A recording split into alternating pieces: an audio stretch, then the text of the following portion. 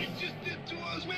He made this beautiful penguin bass snare, bass snare, bass snare, bass snare, bass snare, bass snare, bass snare, glitching out again. You're being sarcastic. That's a prank call. There's no such thing as outer space. There's no such thing as gravity. The earth is flat, I know that. Silicone hexagon. Organic simulator. Frito. No! Supercomputer. Supercomputer. Supercomputer. Quack, quack, quack. Nuclear bombs are fake. Hitler yoga pants potato shell.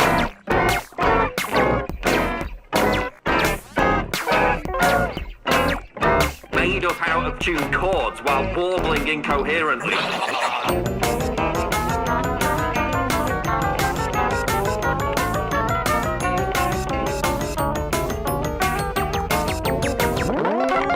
There's no such thing as outer space. The earth is flat, I know that. I don't care, shape of pear. And this is a frog. I stand stationary, I feel nothing. He feels nothing. No!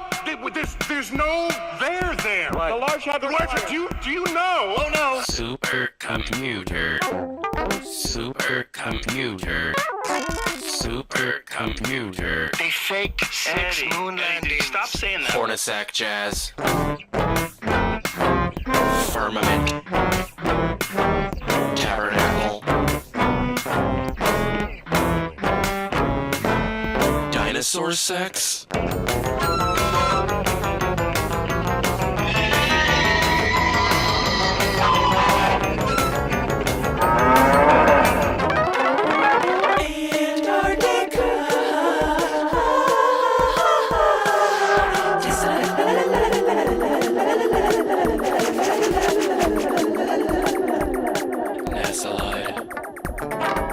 CGI. Bubble bath. A man lying on a mattress, screaming for 2.5 hours. Wing Chun Freemason Zionist. I exist in places you never even dreamed of. This is not happening. This is not happening. This is not happening. Science celebrity. In Fepe we pray. The end of the song is Whoa,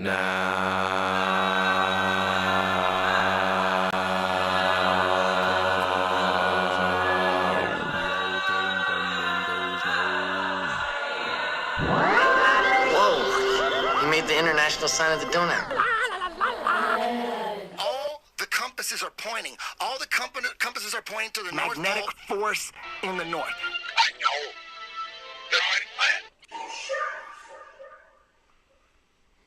Hey, what's up, everybody? Two of you. I was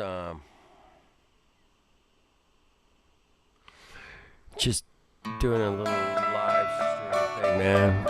For Syndey, man. Shout out to Syndey. People join. It's great. If they do, they don't. It's all good, man.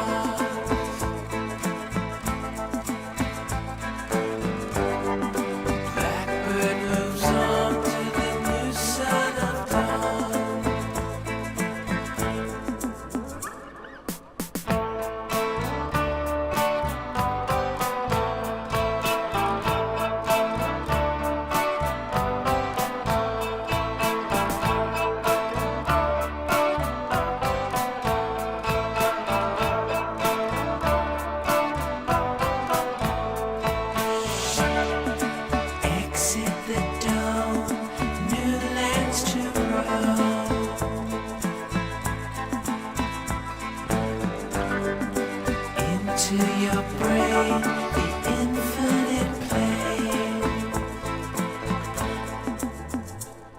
The edge is in your mind. The edge is in your mind. The edge is in your mind. The edge is in your mind. Edge is in your mind. The edge is in your mind. The edge is in your mind. The edge is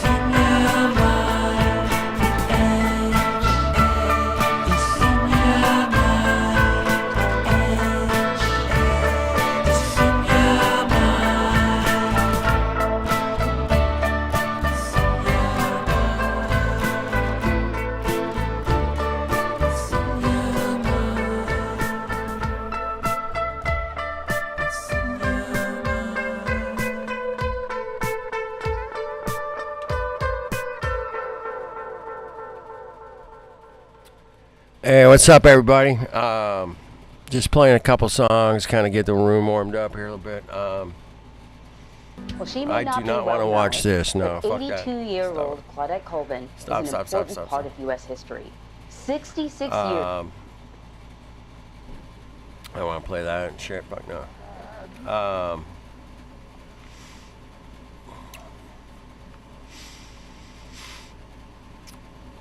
Just playing a couple Flat Earth songs here, man. Just kind of warming up to. I'm gonna play a video later, man. Syndey did. I'm gonna play some videos. Maybe Syndey did.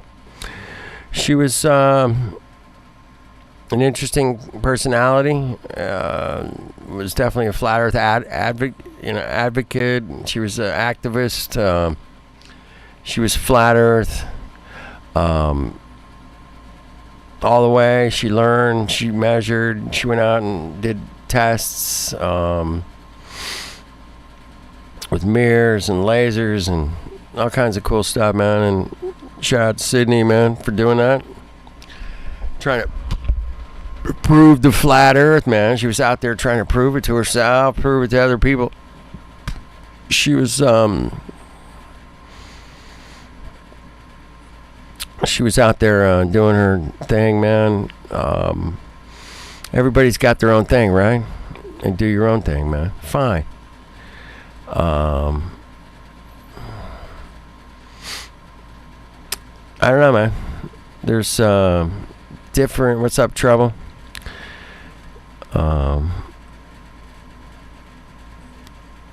Sure, Freeman. Norwegian. Sojourn? I don't know, man. Hey, you guys want to join the call and pay tribute? I'm trying to send out a few links, man, if people want to join. The fucking link's right there in the fucking chat. Here it is again. You can click the meet. I don't know. Is that right? I don't know, man. I need a HTTP. Fuck, I don't know. I don't know, man. Google Hangouts or Google Meet. It's a fucking Google Meet. Or you can call in. I don't give a shit. You know, I'm not the greatest host or anything. Anyway. I'll play a couple more songs, man. Hang out for a little while. Open up the room. I don't think the link's working. I think I put it in the description. I don't know. Fuck, I don't know. And we'll have a guest appearance by the tractor in reverse in the background, and we'll have Waves of the Ocean done by big trucks and bigger trucks. GMC 4x4, 2x4, and a 5x8. Yeah, that link's fucked up, man. Let me see what I can do, man. I don't know what I can do, man.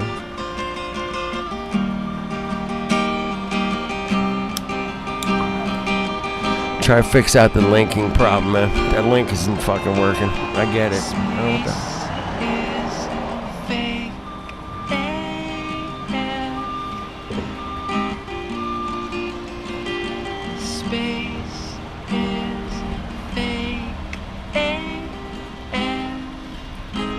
Let's see if that one works. That one might work. Let's try that one. I don't know. It might work. I don't know. Shit. Said the sky was not the limit. Fly to the moon in a nanosecond. But we haven't been back since 1972. Destroyed all the papers and blew up the Challenger crew. Except for the twinsies. Space is fake.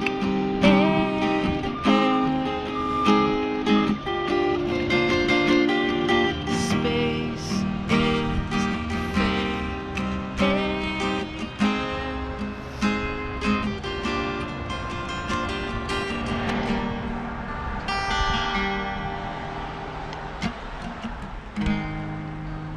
Hey, space boy, you broke this rocket man's heart. Where are the stars? Is it bright or is it dark? The vacuum of space, oh, the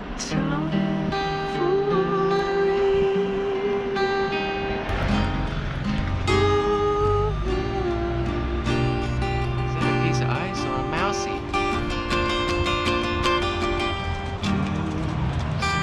Cartoons, cartoons, cartoons, doo-doo-doo.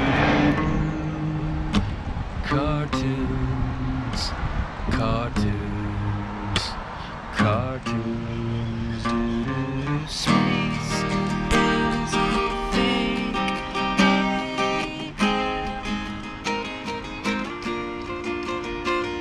Space is fake.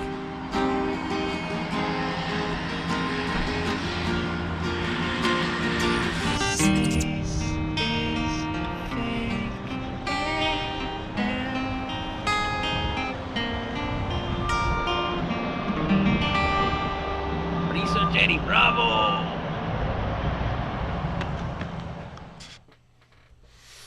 Cool.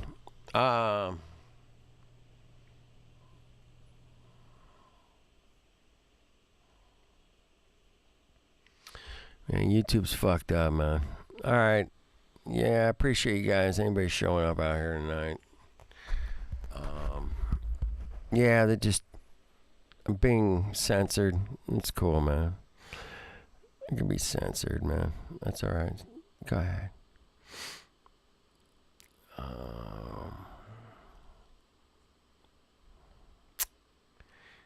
Yeah.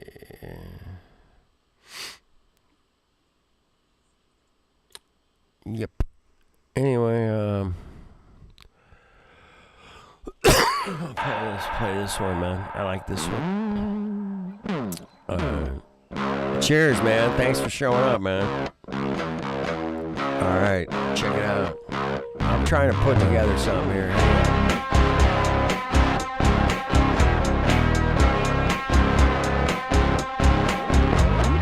Mask of the beast, mask of the beast, mask of the beast, mask of the beast, mask of the beast, mask of the beast, faceless cock, another NPC.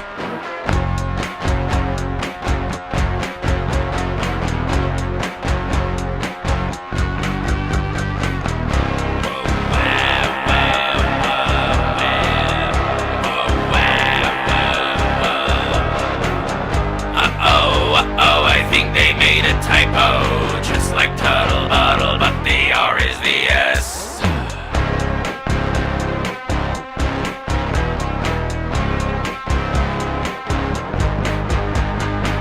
Everyone's gone totally retarded.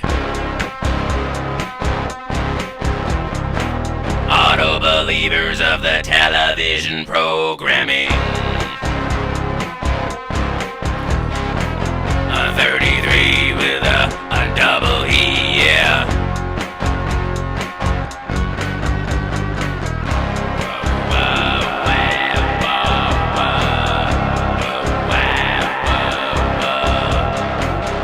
WWWWF.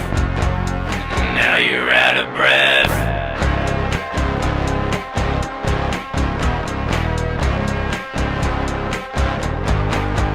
It's the mask of the beast, mask of the beast, mask of the beast, mask of the beast. It's the mask of the beast, mask of the beast. Faceless cock, another NPC.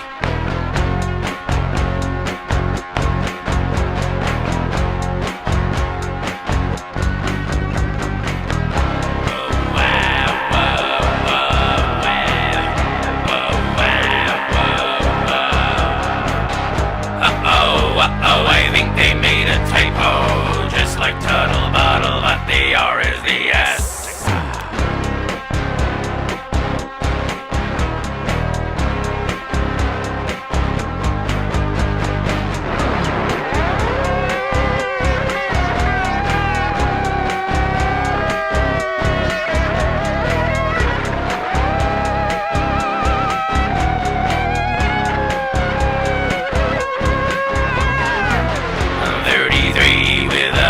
Double E, yeah. Whoa, wow, whoa, wow, whoa. Whoa, wow, whoa, wow. WWWWWF. Now you're out of breath.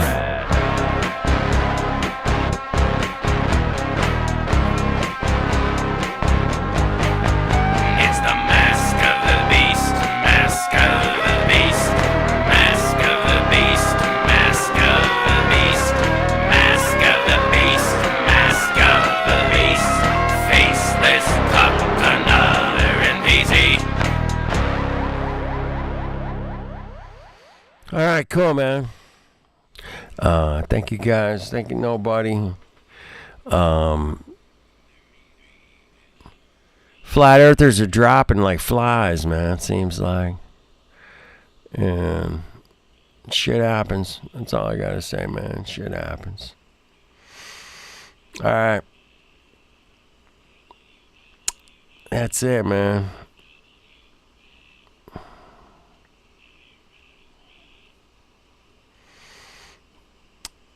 Alright, well, thank you guys for hanging out.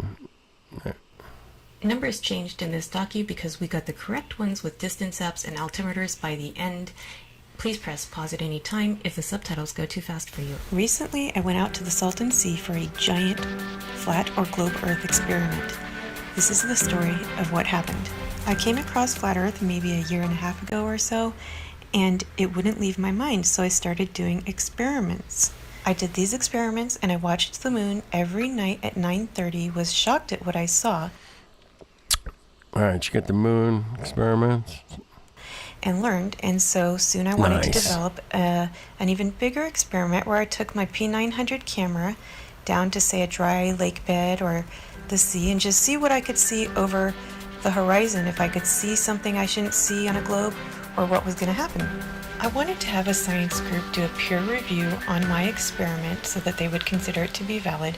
So I texted someone I know named Spencer Marks because I knew he was part of a group called the IIG West, which is a skeptical science group, and I asked them to review my experiment for possible flaws. Did you know that there is actually a mathematical equation that can show Earth curvature? It goes like this. The Earth curves at approximately 8 inches per mile squared, meaning that every mile that you're looking out, it should curve downwards away from your sight 8 inches at a mile and then square that every mile that you go.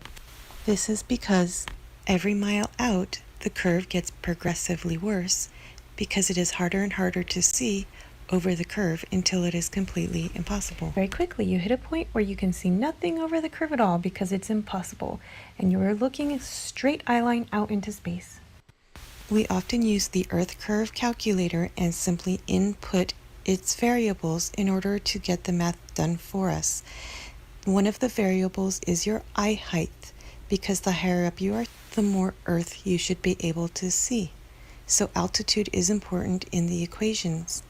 The second variable is your distance to your target, because the farther you are from your target, the more curve there should be and the more that something should be underneath the curve and not visible to you. Now, we used to measure our eye height based on sea level because sea level was always supposed to be the same. But now, not only are they saying that sea level is different all over the world, but we are starting to measure distances so far and so great that we might be at low tide in one area and be measuring across the Earth to a high tide in another area. But we can also do something else to ensure even more accuracy. What can be done is to test the altitude of where your eye level is in comparison to the eye level of the object you are trying to locate.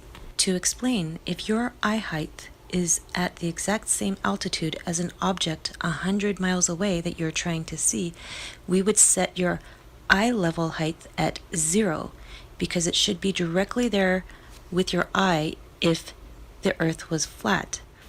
And even if the Earth is a globe, having two items at the exact same altitude ostensibly gains you a new sea level, which you can have at any altitude. Salton Sea is actually below sea level, so we not only used the water of the sea, we also got altitude readings of objects on either side with altimeters in order to get you the most accurate eye height and Earth curve calculations possible.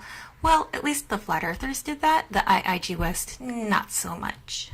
With that explained, let's get back to our experiment on the Salton Sea, shall we? My original idea was to take something with stripes on it, like a piece of cardboard, out to the ocean and try to film it and see if it would disappear under the curve of the globe or not. Spencer came back at me quickly and said he felt that a dry lake bed would be better without the waves interfering, to which I quickly agreed, as long as we tested the altitude of both the camera and the flag.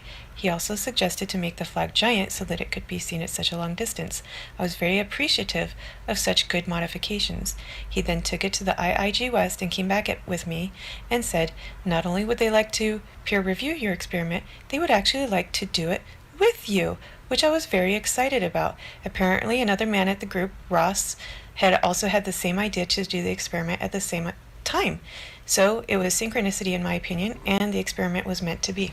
Now at this point, the IIG West sort of took over and placed the flag back on water and built a balloon that they wanted to... Awesome, Dan. How the fuck... I don't know what happened, dude.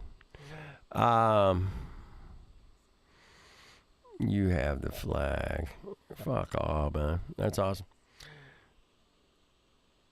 Cool. Lift off the ground from the other shore and see at what point could they see it in their telescope. They brought telescopes and all kinds of stuff.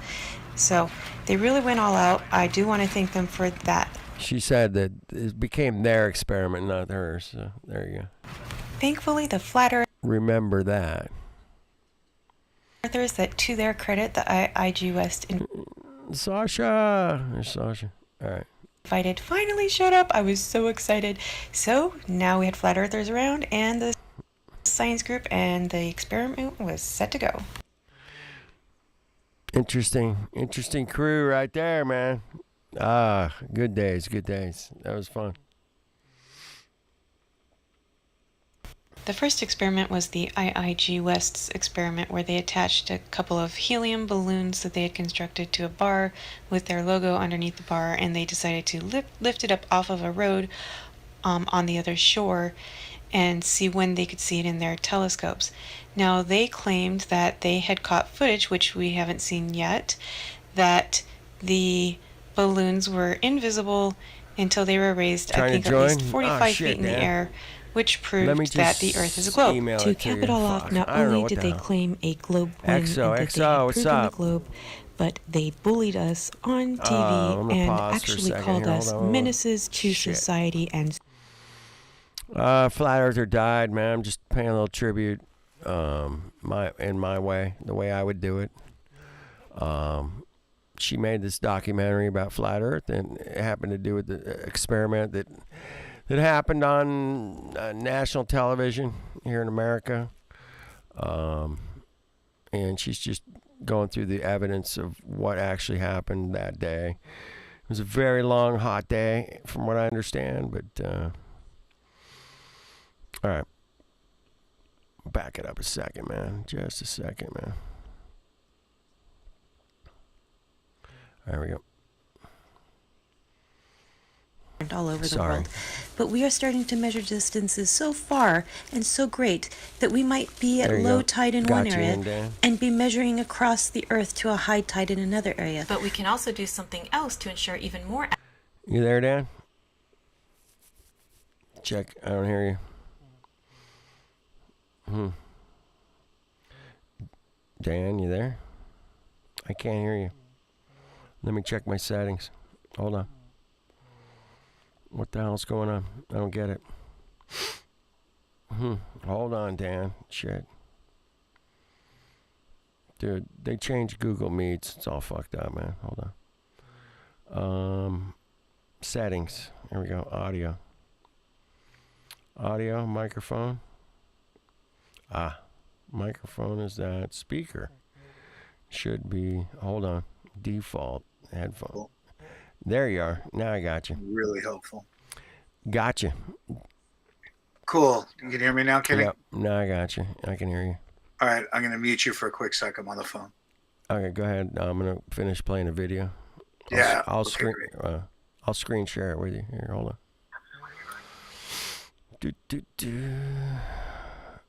Let me screen share it. Would anybody wants to join the link there? Just paying a little tribute to a friend, flat earther, man. Fuck. That's what we do. That's what I do. Anyway, done a couple this year. Fellow flat earther friends. Not all, there's a few flat earthers I skipped, but I didn't know them, man, that well. I didn't know them. I did not know them. All right, here we go. Back to the Salton Sea, man. Here we go. Accuracy. What can be done is to test the altitude of where your eye level is in comparison to the eye level of the object you are trying to locate. To explain, if your eye height is at the exact same altitude as an object 100 miles away that you're trying to see, we would set your eye level height at 0, because it should be directly there with your eye if the Earth was flat. And even if the Earth is a globe, having two items at the exact same altitude ostensibly gains you a new sea level, which you can have at any altitude. Salton Sea is actually below sea level, so we not only used the water of the sea, we also got altitude readings of objects on either side with altimeters in order to get you the most accurate eye height and Earth curve calculations possible. Well, at least the flat earthers did that. The IIG West, not so much. With that explained, let's get back to our experiment on the Salton Sea, shall we? My original idea was to take something with stripes on it, like a piece of cardboard, out to the ocean and try to film it and see if it would disappear under the curve of the globe or not. Spencer came back at me quickly and said he felt that a dry lake bed would be better without the waves interfering, to which I quickly agreed, as long as we tested the altitude of both the camera and the flag. He also suggested to make the flag giant so that it could be seen at such a long distance. I was very appreciative of such good modifications. He then took it to the IIG West and came back with me and said not only would they like to peer review your experiment, they would actually like to do it with you, which I was very excited about. Apparently another man at the group, Ross, had also had the same idea to do the experiment at the same time. So it was synchronicity in my opinion, and the experiment was meant to be. Now at this point, the IIG West sort of took over and placed the flag back on water and built a balloon that they wanted to lift off the ground from the other shore and see at what point could they see it in their telescope. They brought telescopes and all kinds of stuff. Remember, they deleted all those scenes. They really went all out. I do want to thank them for that. Let me pause it.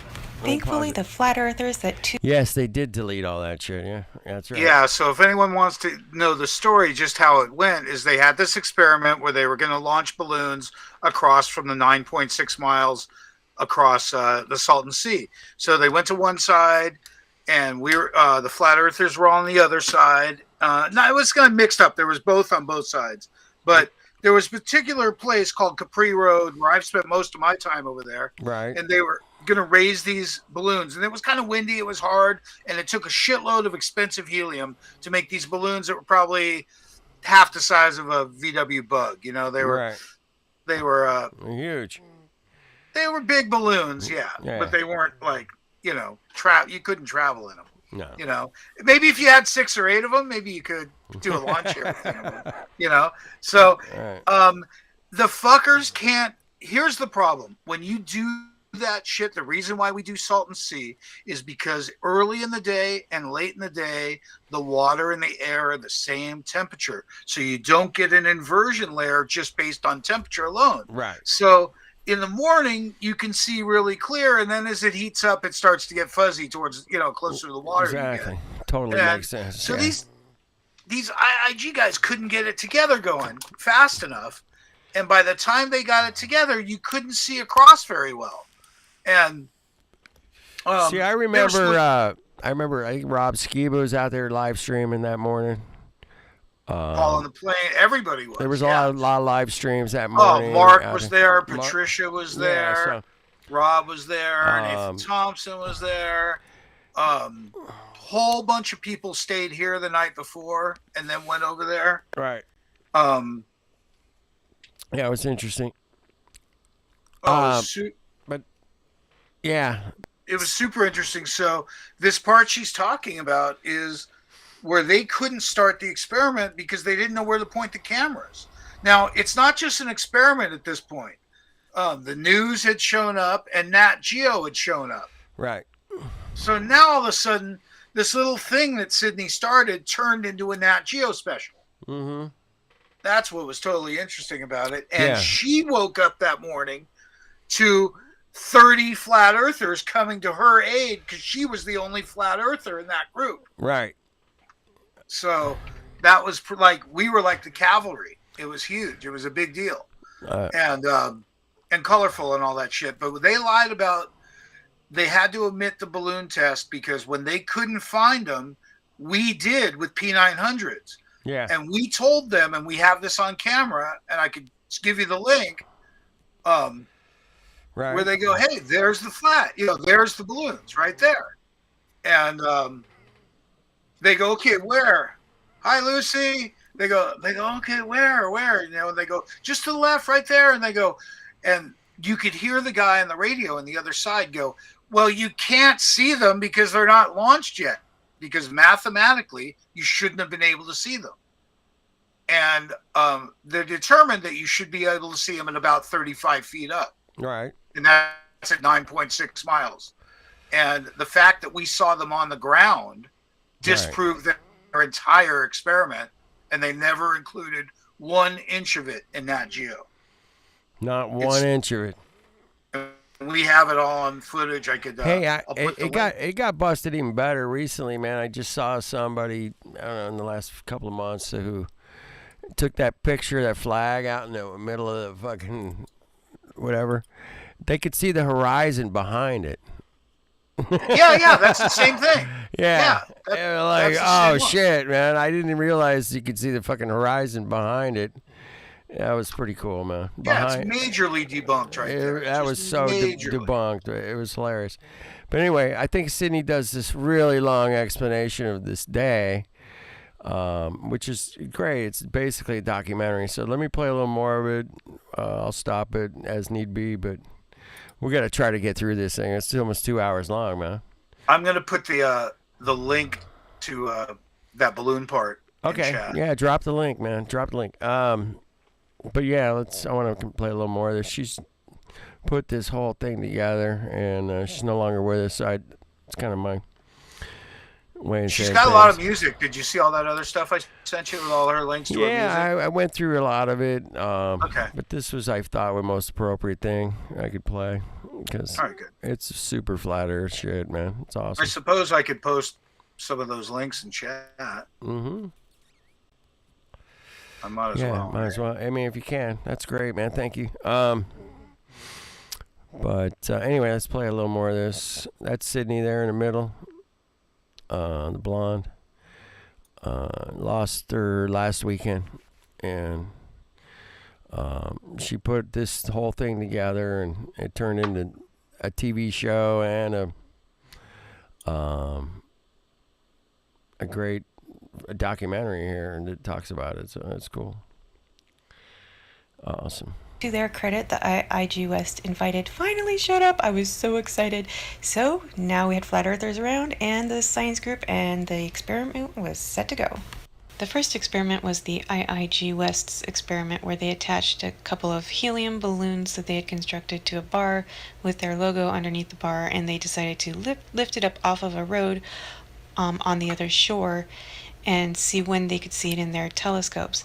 Now, they claimed that they had caught footage, which we haven't seen yet, that the balloons were invisible until they were raised, I think, at least 45 feet in the air, which proved that the Earth is a globe. To cap it all off, not only did they claim a globe win and that they had proven the globe, but they bullied us on TV and actually called us menaces to society and pseudoscientists. You're just menaces to society. Come on, Dan. Come on.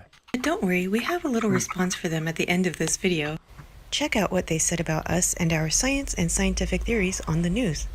We're unhealthy to society. It was an unusual gathering at the Salton Sea this morning. News Channel 3's Jeremy Chan was there and shows us how this is more than just disproving fake science. There's been an increase in belief in the flat earth. One demonstration involved a boat-based target with horizontal stripes. We sent the boat out into the water, and the farther it goes, the more the stripes disappear.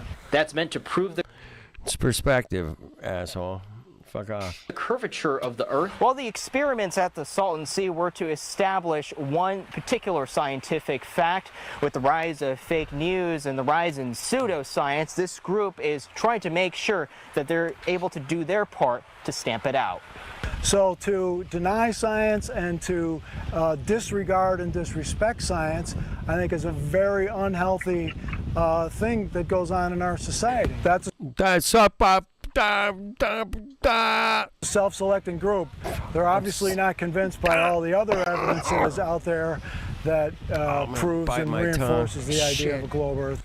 It will be profiled on National Geographic Explorer later this year. Do you see how ungracious I sound when... Did you see how ungracious they sound? Yes, Syndey, we did. Of course we did. All I do is return their words aimed at me back at them? Very interesting, but I got that the entire time. Hold on. Somebody wants to come in and join the party. All right. Snacks coming in. All right. Cool. No fucking great. Oh, great. Mute for me. All right. Hey, brother. We're giving Syndey some props here, man. I'm just trying to. I love it. You're doing a solid, man. I think the Waterman did a good explanation on what happened. No shit, right? Because it's like the Nat Geo people, and the blue shirts were sent in to be wet blankets on this whole thing, and basically throw a twist in there where they are telling you that you're doing something anti-science while they're like purposefully doing something to skew the results. That's what I was just saying, man. Like, you guys don't know anything, and it'd be like, oh yeah, well, we just followed your rules, science guys. And so if you don't follow the rules of science, then I don't know, something bad's gonna happen. That's basically it, man. I mean, it's a fucking. They did this hit piece on us, and I don't remember the old guy's name, but there was like an old head that was with the blue shirt people. And I definitely got into like kind of a very spirited discussion about like, what is science supposed to do? Right. What and it's more than just math and numbers and fractions, right? And ratios and, it's more than that shit. Really, science, the job of science is to like elevate these boring things into like the real presence of what they mean, you know, and all they do, you know, in this entire period of time when I'm talking to them, you know, they're just trying to basically reassert what they were taught, right, rather than understand what science is, and then they're using science in the name of, I mean, they really believe something at their core. That's what makes me like, wow, this is crazy, you know, like. Well, a lot of people believe shit in their core, man, and you can't talk sense to them, man. No, I mean, they believe that they're supporting science while they're actually not supporting it's a weird psychological experiment because they think they're fucking all good and to go because they've been super indoctrinated and this is good and this is good. It's good science, you know. But it turns out it's not. And it's just it's so important that I. To see that this actually kind of goes on, I probably would never have believed it. So, you know, just credit to Syndey's like, just her activity like set things off, and that was amazing. You know, not with any amount of textbooks could you plant that spark. She was a very special person. Oh, dude, the spark. And that's what I'm trying to pay respect to because she had a spark, man. She put this. She lit up other people though. It's more than just like you know, like, hey, I'm a star. You know, it's not that. It's like she actually causes chain reaction of other things to occur. So and there's a few of us around. Sasha, is probably another one that did a lot of the same kind of fucking just making cool, amazing shit happen. Syndey was no different. I believe like this whole video she cut like on her phone. I know. Like, it was like a crazy. I mean, it's very long, and we're probably not going to get through all of it, but we're going to get through some of it. We're going to talk about it and pay tribute to her, man. And that's why I'm here tonight. That's the only reason I'm live streaming. It was like, I'm going to do this for Syndey. Yeah. Hope some people show up like you and Dan and everybody else who wants to join. And pay tribute to Syndey, flat earther, kick-ass flat earther, doing shit out there, just trying to let people know, hey man, you got to relook at all this science, man. It's not what you think it is. I was kind of remembering some of these things and in just the news of her passing, and I had this like real quick like little blip of a vision of her kind of saying like kind of in a carefree way, it's okay. I was made of light already. Like I was always made of light. Now I'm just fully light. You know? Yeah, she's super light, man. And like, isn't it fabulous? And don't I look amazing? I've hugged her a couple times, man. And just you can feel this like little vibes. You know, you're like, whoa, she's got the energy, man. That's just. But like I think we all are. You know, you just shed this body, and you know, we're just what we started out being, which is light. And that's what I would like to leave you with. It was nice to join in for a minute. Dude, man. Stick around, man. Don't be shy. You can mute up, man. You're not doing anything else. I'm gonna play some more of her. All right. There's some people dropping in out there, man. It looks like, I don't know, not too many. It's a good crowd. Everybody's chill, man. But yeah, Syndey did a lot of cool stuff, and let's pay tribute and let's check out this experiment that demonstrates a flat stationary plane, man. It's pretty cool. It's long, but it's long. Thank you, Snack. That was awesome. I was there. If I just said the same things they said to me back to them, I was called ungracious and unkind. So apparently they could do what I cannot. But anyway, moving on. So by this point, the IIG had taken over, claimed a globe win, and made fun of us on the news. Now, we haven't seen the IIG West footage yet, but we are having some major contention with this claim, and here is why. We feel that we proved a flat Earth at the exact same time that they were laughing at us. On each side of the Salton Sea was a cliff at about the same elevation. So the IIG West sat on the beach right here. They measured with a tape measure 4 feet up from the ocean. I watched them do it.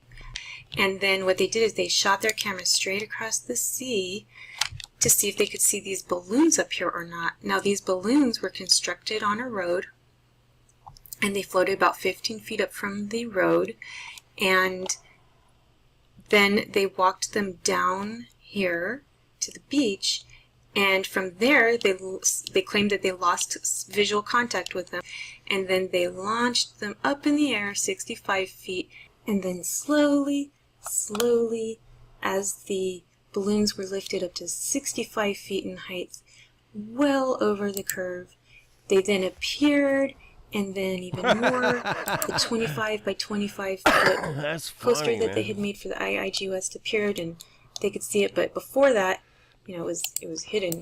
So I said, okay, maybe that happened. Once they got it from the road down to the beach down here, these could have disappeared behind the mirage line and the mirror line.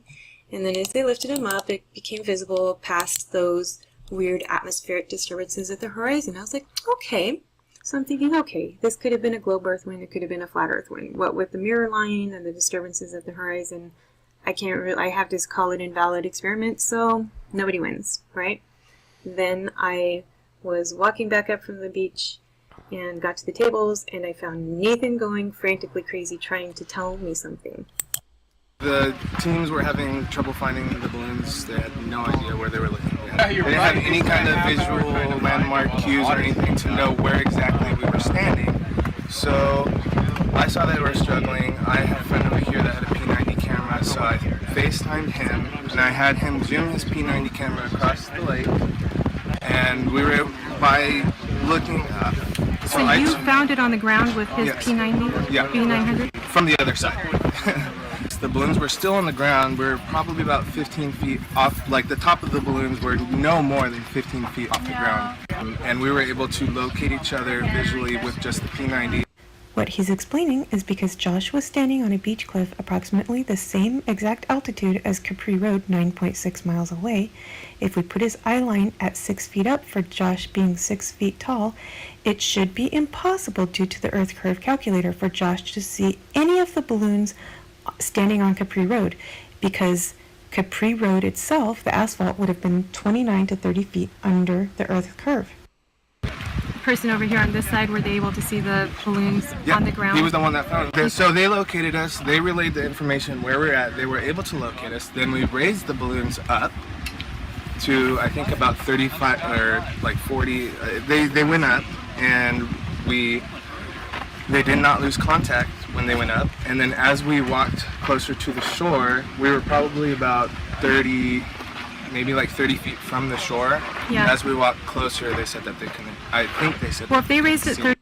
So according to this witness evidence, along with the video proof he has of it, which is to follow, the balloons were clearly visible at an altitude that they shouldn't have been on the road, and even from their lower position on the beach, the IIG West saw the balloons on the road before they started, before the balloons were lifted upwards, all of this being impossible on the curve or a globe. To show you how we calculated this, we'd used Google Earth for the altitudes.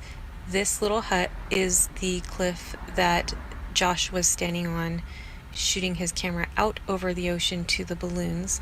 And you can just look down here at the elevation, and it is negative 226 feet above the Salton sea level. Gets a little confusing because all of the elevations are negative because the Salton Sea itself is negative sea level. Now I understand the sea is evaporating, which is why we decided to go back out there for a retest with an altimeter. But I'm just going to show you here how we came to our conclusions that we needed to retest. The balloons were assembled on Capri Lane at Salton Sea Beach and then lowered and taken down to the beach from there to be re-raised up. Now we discovered that while Josh's elevation of his location was negative 226, the location of Capri Road, the elevation was negative 225. That's only a 1 foot difference. So in other words, the cliffs on either side of the beach are basically at almost the exact same elevation. Okay, so even though Josh was actually sitting at a picnic table, not standing up, and he was hunched over at about 4 feet eye line above the ground, I decided to give the globe the best possible. What was that?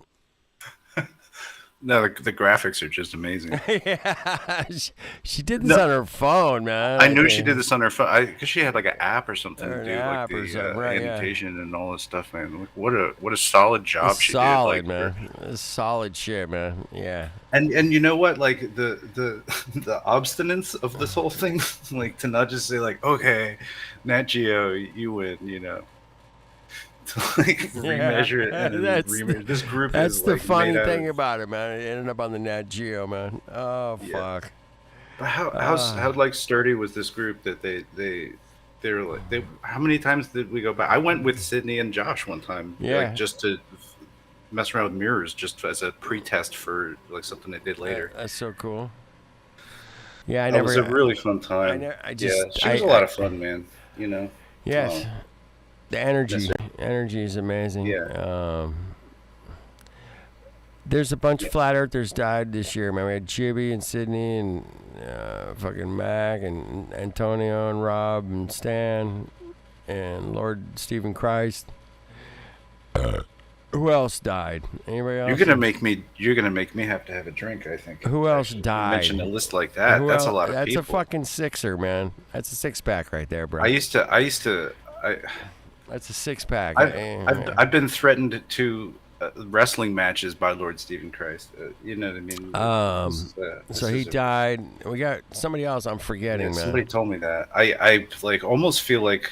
Yeah. It's like I heard he was dead before though. Right. And so it's like I don't know if he's dead. Yeah, I know. You guys go back. Gabi told me some stories about that guy, man. I'm not. LSC was amazing. I never worked. He could take on like 30 people with his concave shit.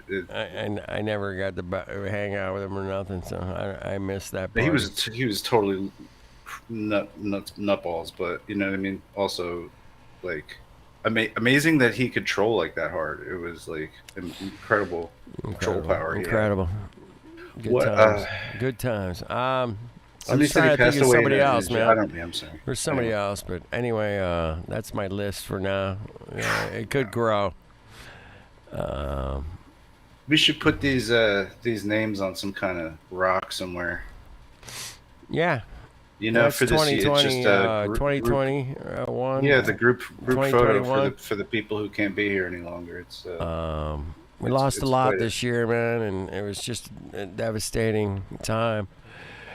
That's a hell of a team right there, man. You know. I mean, you think about it. Lord Stephen Christ, obviously, but no, that would make a kick-ass team, man. They could roll. They'll have to pull some productions from the other side, bro. I guess, but they're you know, I think if any crew could do it, really. It's I think it's being pulled after the first of the year. It's gonna get yanked, I think. We'll see, man. I could be wrong. All right, back to Sydney a little bit. Let me play a little more of this. We got a long ways to go. There's a lot of observations going on here, man. Okay. Yeah, should we recap because you've been there.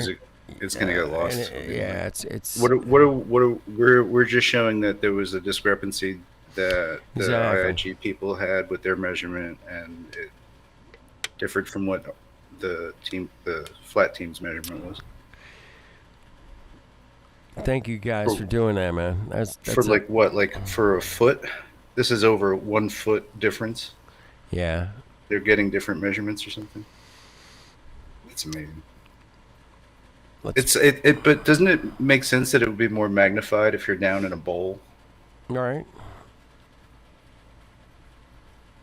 Oh yeah, especially if it's hot out there, man. But like she said, man, you want to do your observations when the air and the water is about the same temperature. And you why did they pick the worst possible place to do this test? The worst possible place they could fucking do any test in the world. I said that from the beginning. I was like, Patricia, what the fuck are you guys going to fucking smell. Salton Sea for? Well, it's like 28 miles across. It doesn't and smell very good there at all. Like, it smells kind of like death there. It smells like shit. That's why I never went, dude. I don't know shit. I've been it's there. Like I know what the fuck That's a totally it is. different type of smell. Salton Sea is a piece of shit, man. And I don't even want to fucking go there. It smells like rotting crabs. You even did the tour of the fucking that guy that built all that is biblical compound there. Yeah, we did tour that stuff. Yeah, Do you remember me and Syndey and Josh went there. That was funny. I fuck. What's the name of that place? It's all like it's like hay bales with like plaster. And plastered all over painting. with but I forget the name of the. He had a name. We were hanging out in the library of the Salton Sea. They have a whatever was it Slab City area? No, that wasn't called Slab City. There's a name for the thing that guy, Monument Mountain, Jesus Mountain, something. He called it something. It's like way close to Slab City though. It's right next to Slab City. Yes, it's right. It's just down the road there by the diner. At least there was a diner when I was there. But and if you keep driving long enough to like lose your cell phone signal, you're in like Slab City proper. It is a shitty cell phone area. Yeah. But yeah, it's a shithole fucking place. It's this giant fucking lake of salt water that's in the valley of hell, down 32 feet below fucking sea level or some shit, right? So yeah, it was just funny being there with Josh and Syndey, and we're hanging out in this like open air library in the Salton Sea, and Syndey is talking to this girl who's wearing cat pajamas with ears complete, like, and they're talking about flat Earth and stuff, and I'm like, this is an amazing experience. This is amazing. Else, like you could never. What? Oh like, shit, that's awesome. Yeah, I'm glad that you came on, man. You're giving me the pick. I was on some of the hangouts. You were on there a few times, man, back then, and I remember you guys tooling around down there, man. It's a wicked place, man. It's different, man. Slab City's something else, man. Free camp. It is fucking unbelievable. That's like a day. That's a day trip. Yeah, Slab City. It's like an hour or two. It's so far out there, man, in the desert and deep down under the fucking sea level. Oh boy. Like, how long does it take so long to get to the Salton Sea from anywhere? From anywhere. Once you even like get off the road to go to Salton Sea, you gotta fucking. Like I think Josh took like a wrong turn, and we were like, poof, we're in Mexico, and it's like we're at the border, and I'm like, where are these? It's like we're in another country right now. We it's are. Like, oh, cool. It's so weird, man. Anyway. Yeah, Salton Sea is an interesting phenomenon because they say some flood came in there and dumped all this water in this canyon and filled it up, and it was great. It was just fresh water for a long time, and then all of a sudden it turned salty. I'm not buying this fucking explanation, man. I'm not. The pictures that they have of this it's thing, like one of the saltiest bodies of water like known. Yes, it's like Dead Sea fucking salt, right? It's down there, man. I think Dead Sea is like the next one. It's like the Great Salt Lake. This one, Great Salt, like Salt Lake. What's up with these salt lakes, man? I don't like salt lakes, man. I don't like them. It's a bad idea, man. Somebody fucked up on when they designed the Salt Lakes, man. That's all I gotta say. Somebody fucked up. Who fucked up, man? It's got like a weird area that surrounds the Salton Sea area. Like it's all like these sort of bungalows and stuff that look like little crack shacks now. No, they're total crack shacks, man. Right? Yeah, it's like some kind of like wasteoid place in like a Grand Theft Auto game. It's what you feel like you're in. Like literally though, and you're like, wow, what's going on? You can't explain it to people that have never been there. I gotta tell you, man, it's hard because there's no place I've been that's even close to this, man. It is weird. I think like that Caprice Road, like we were on that road trying to like we dropped Syndey off there, and then Josh and I like circled around like 11 miles down the other way, almost went to Mexico or whatever. Right. Yeah, you get down to the south side, man. You're getting close. And we're trying to reflect a fucking mirror over 11 miles or something. You go through all these little towns that are just. Oh my gosh, it took the whole day. Dive shit. And it was cloudy. Oh my god. But the weather is so sudden. It changes like because there's like all these atmospheres of cloud above you, like. Nowhere else I've seen like it's like 5 layers deep of clouds, you know, like just different weather patterns like passing over each other. You know what I mean? Like That's so cool, man. Okay. Yes, They I couldn't do, have picked man. a I've been crazier there. place, right? I do not like that place, man. It is a shithole of shitholes, man. It's hot. It smells like shit. There's dead fish floating in the water. You're like, this place is not cool, man. Not cool. Give me a nice fresh Sierra River. Well, I mean, if they thought they could scare this, I'd be this, happy. this, But that I mean, shit's horrible. Syndey was like some sort of Barbie doll, I think. Mhm. And You know what? if they thought That's they a couldn't, great- that's a great term, man. They did this on purpose. They, you know what I mean? But they didn't scare her away with all of the nasty smells and hot weather and stuff. You know? She's tough, man. She was rocking out. Yeah. But no, Barbie doll. I like that, man. It's kind of a bit of a Barbie doll, a little bit. I just mean like they might have thought that by looking at her. Oh, fuck yeah, man. To judge her by that way, but they were wrong because. Do you know about her past? She when went back for seconds and thirds and fourths. Do Probably. you know she had like a radio show in Vegas? Oh no, I didn't know that. Yeah, some fucking radio show. Vegas back, I don't know, 6 years ago or something, 7, 8. It was a bit ago. It was a while ago. But yeah, she talked about UFOs and ghosts and that kind of like art belly conspiracy shit or whatever. Oh, cool. Yeah, I didn't even know she did that. Yeah, Wow. yeah, man. You can find it, man. I'd be happy to send you a link. You can just type in Google and if you just type in Syndey Silver, fuck it, all kinds of shit comes up. Yeah. Yeah. So she did a lot of interesting stuff. Interviews, Hollywood kind of thing. I don't know, man, there's all kinds of shit, man. Yeah, well, Days and days. she was like always like around with you guys, like just going out to like meetups and things. And But and yeah, being out and there. she did a lot of this stuff, way before any of us. She was doing red carpets and shit, interviewing fucking people, and she had like some kind of weird. I don't know if it was a TV or online. I'm not sure, but it's like 5, 6 years ago. Before she was a flat earther. I think she turned like flat earther like 2017, 2018 maybe, early or late 2017, somewhere in there.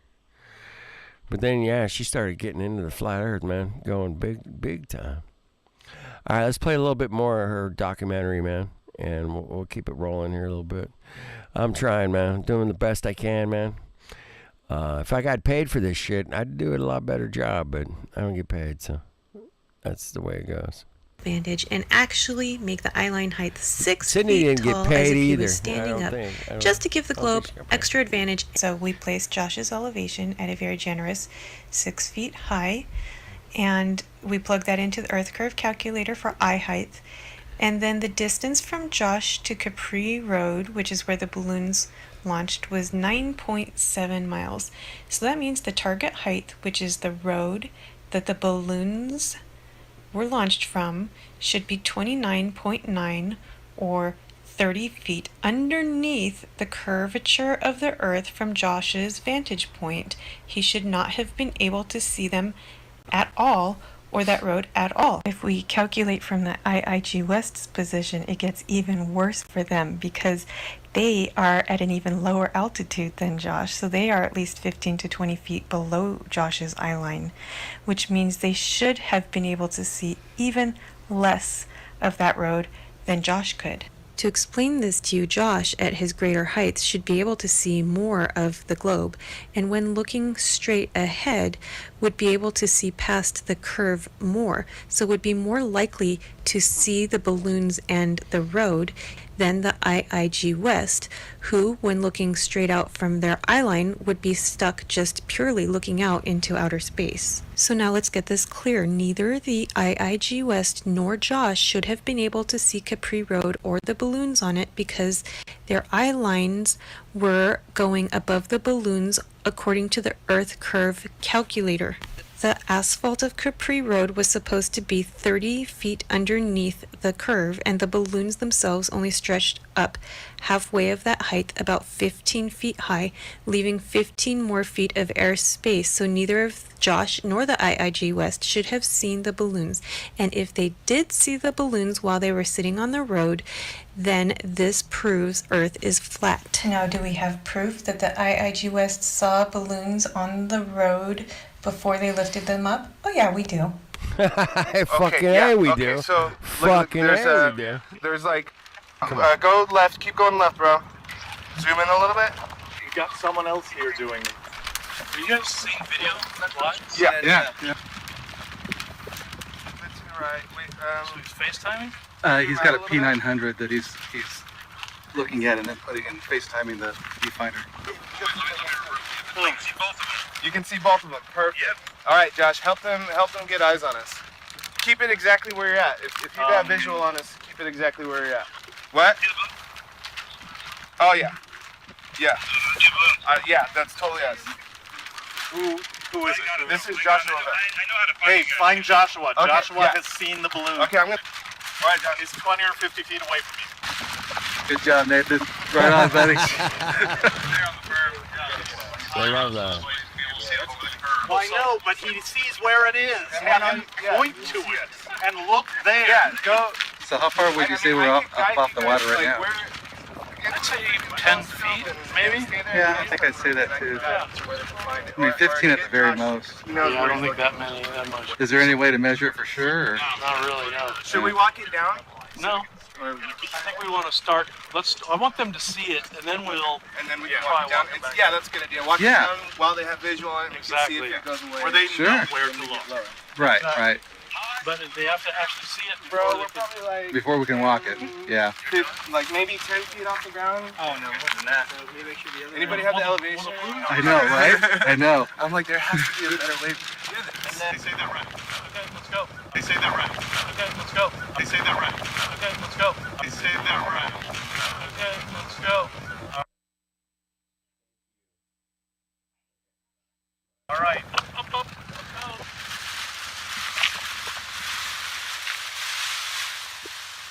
Well, now we have holy smokes confirmation that not only did Josh and the IIG West see the balloons on Capri Road before liftoff, which would be impossible to see on a globe, just wait, because we also have them on camera admitting to seeing trees and houses, which they shouldn't have seen on that side under the curve of the globe. Hold your horses, Sasha. They saw the fucking balloons, and they saw the trees. So check it out, and check it out. Plus, we knew we had to go out there with an altimeter and retest because Josh had trusted the science team and wasn't recording, so we wanted to recreate that footage and recreate the IIG West positions footage from our own cameras and take a real altimeter out there and figure out the altitudes of things. As all of this was happening, I was quietly setting up my little P900 camera a foot above the seawater, and I had no idea I was about to be on Jaronism Live with Rob Skiba. I was so freaking excited because I love Jaron's videos, and they worked with me to help me actually capture a truck driving along a highway right over the sea that should not have been visible over the curve. This is an excerpt of exactly what happened. Before we start, I need to tell you what we are about to look at. Not only in this footage are you going to see them admitting to a false horizon and plenty of mirror images and mirages and things disappearing in and out of that, we're going to see them admitting potentially to the balloons being right there on Capri Road before lift off, all at 4 to 5 feet high. To explain why it's impossible to see all of this stuff from 4 to 5 feet high, the Earth Curve Calculator states that at 9.6 miles and 5 feet high, your eye line should be 31 feet. So Spencer's eye line would be right here and never be able to see anything down here. And if they can still see anything over here at all from their 4 to 5 feet height, Earth is flat. This is what it would look like on a globe. Spencer would be here, the globe would be here, the balloons would be here, and Spencer's eye line would be right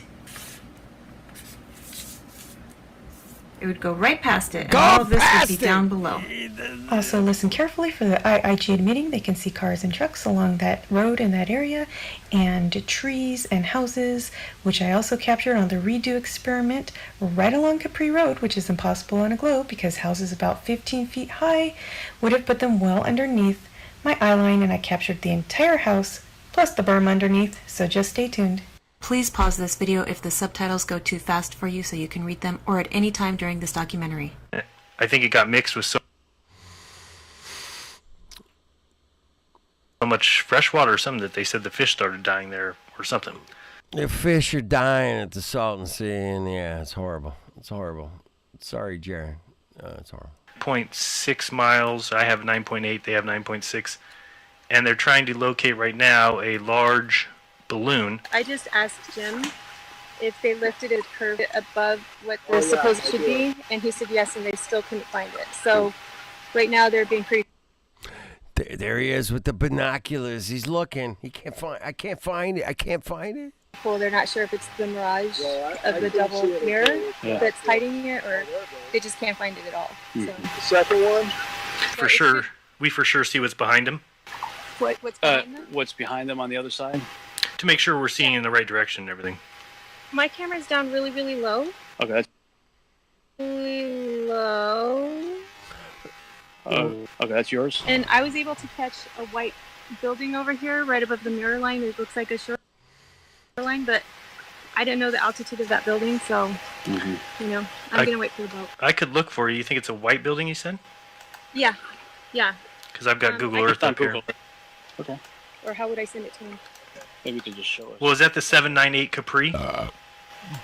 798 Yes. Capri is the address. I'd be real anxious to see the altitude of that building.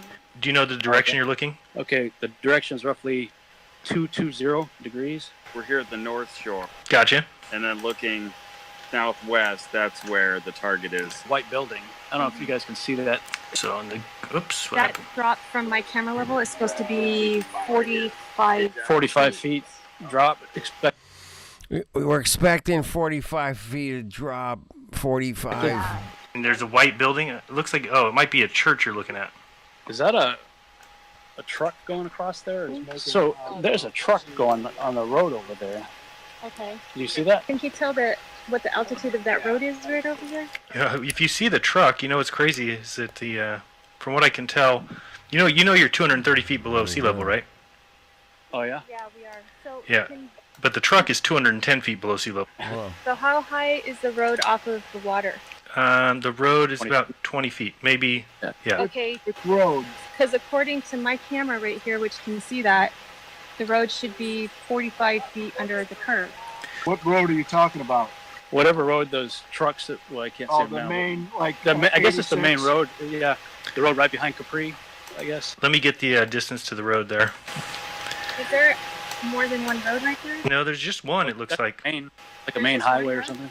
Well, I mean, the road, when I'm looking at it to the right, the road is banking up. Okay, the road does go up to the right, but if you're talking about straight in line with where those people are with the balloons, that's only 20 feet. But we can't see that. We can't see that. The road is obscured by trees and houses. The road is obscured by trees and houses. The road is obscured by trees and houses.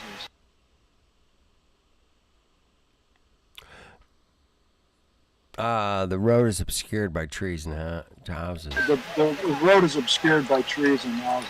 We're getting huge mirroring effect. Yeah. Oh, I'm sure you are. We're getting a lot of mirroring effect. We're getting a false horizon. We're getting a lot of mirroring effect. We're getting a false horizon. Sasha, get your ass in here. Links in the description, links in the fucking chat, links are in the back chats. Everybody want to join? Here's the link. Fuck, hold on. Who's still here? You got a couple people hanging out. All right, here we go. Now we're talking. I hear a ding dong. That's good. Yes, Uber wants to come in. Sweet. What's up, Josh?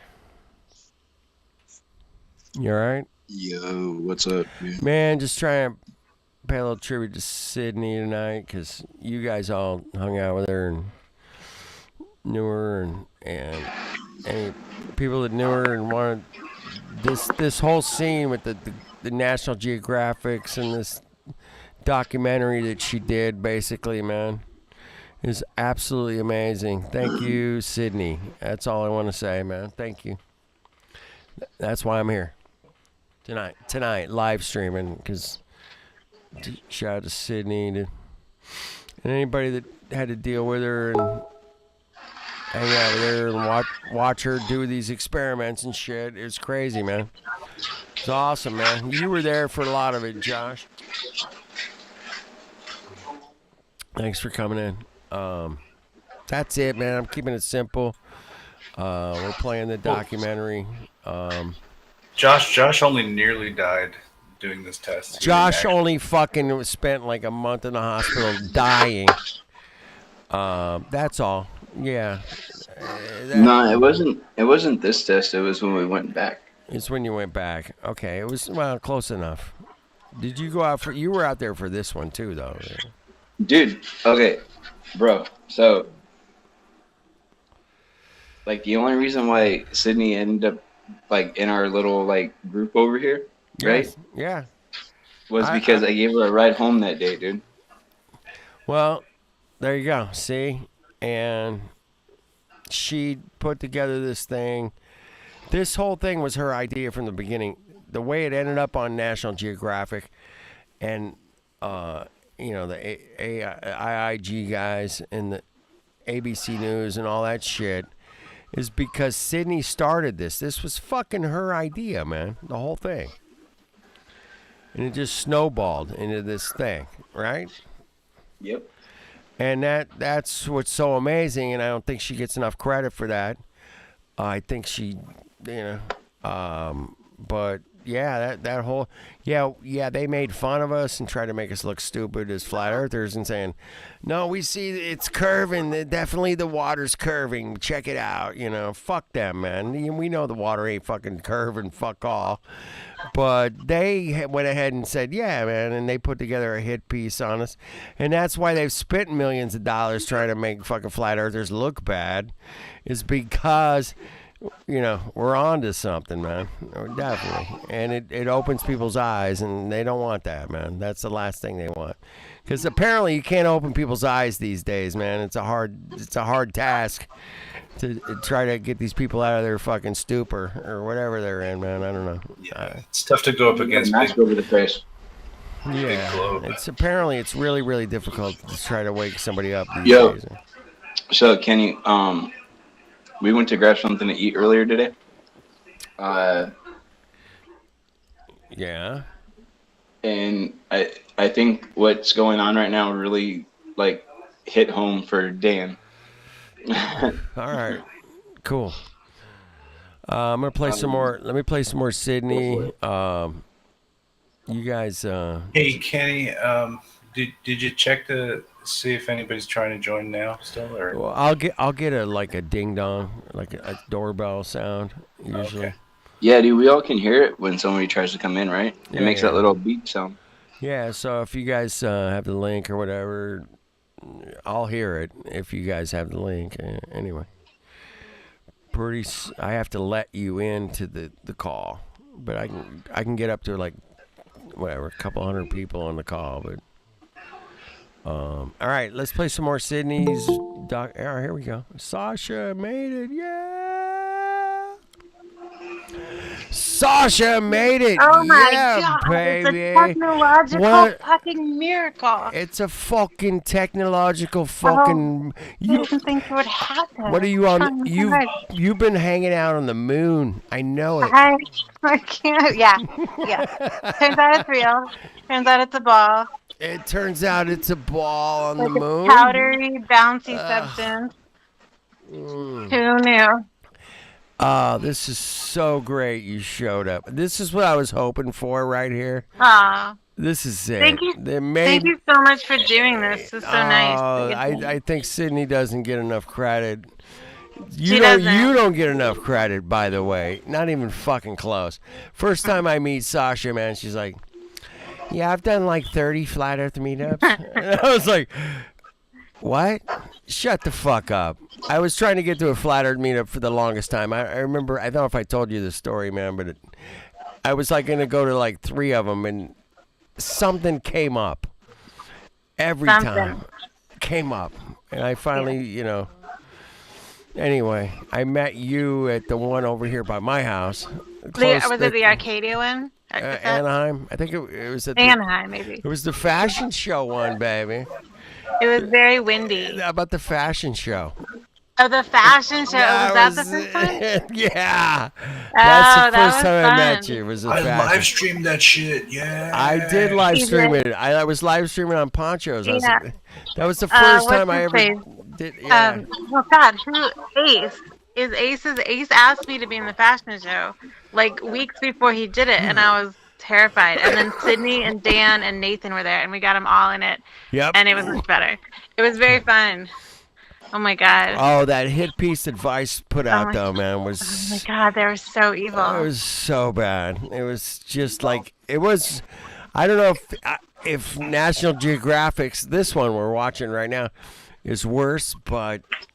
You want to see really weird? Like one of like the 2 times I hung out with Snack out in the world, we ran into that journalist. Yeah. What? Yeah. Get the fuck out of here. The same day we saw what's his face? Bill Nye. Bill Nye. The weirdest. We ran into Bill Nye and then the guy from the Vice thing. In 2 different locations on the same day. I scared both of them, I think, on both occasions. You definitely scared Bill Nye. I scared Bill Nye, and I'm sorry, Bill Nye, if you're out there listening. He was pushing his elderly mother around in a wheelchair, and then I was like, "That's Bill Nye." And Snack yells across the courtyard. He goes, "It's flat." You guys did not run into that. No. Fuck off on the same It's absolutely day. true story. Oh. It's absolutely true story. How's that feel? What's that like? Weird, like serendipity, like weird. For real. Weird. Like it was a setup, and it had nothing to. Yeah, it was just like it was gonna happen. That's so weird, man. That's like so serendipitous, man. Fuck. And the journalist, when we saw the journalist, he was like on a date, and he was seeming sort of insecure, on his date. Like he was on a date with another guy. That guy was on. I had him on Poncho's channel like half the day that day, right? Oh, you did? That journalist? Yeah. Oh, like on the day Poncho of the fashion show? didn't fucking yeah. I was live streaming on I just was on a hangout with Poncho, and he was live streaming that day. I remember that. Yeah, that It guy might have been awesome. Snack was live streaming, but it was Poncho P tribute. It was like your camera or somebody else's camera, man. Yeah, I just had my phone, that kind of thing. But that was kind of the first time I met all of you guys. That was the first time I met you, Sash. But you don't get enough credit. You put together like 30 flat Earth meetups, man. I was like, what?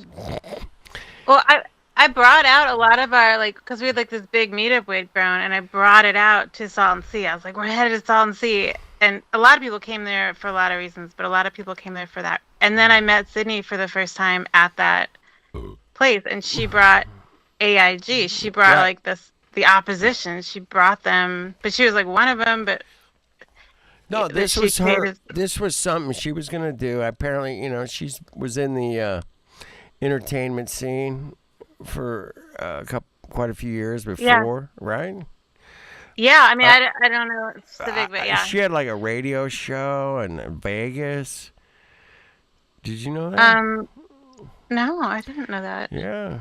If you type in Sydney Silver on Google, man, you'll find all the shit that she did a lot of stuff leading up to Flat Earth. But she ended up doing this documentary, and this is kind of when I first met her. She was pretty new to Flat Earth, but she'd put this 2-hour thing together here. She put it together on aggressively her phone. and with focus. Yes.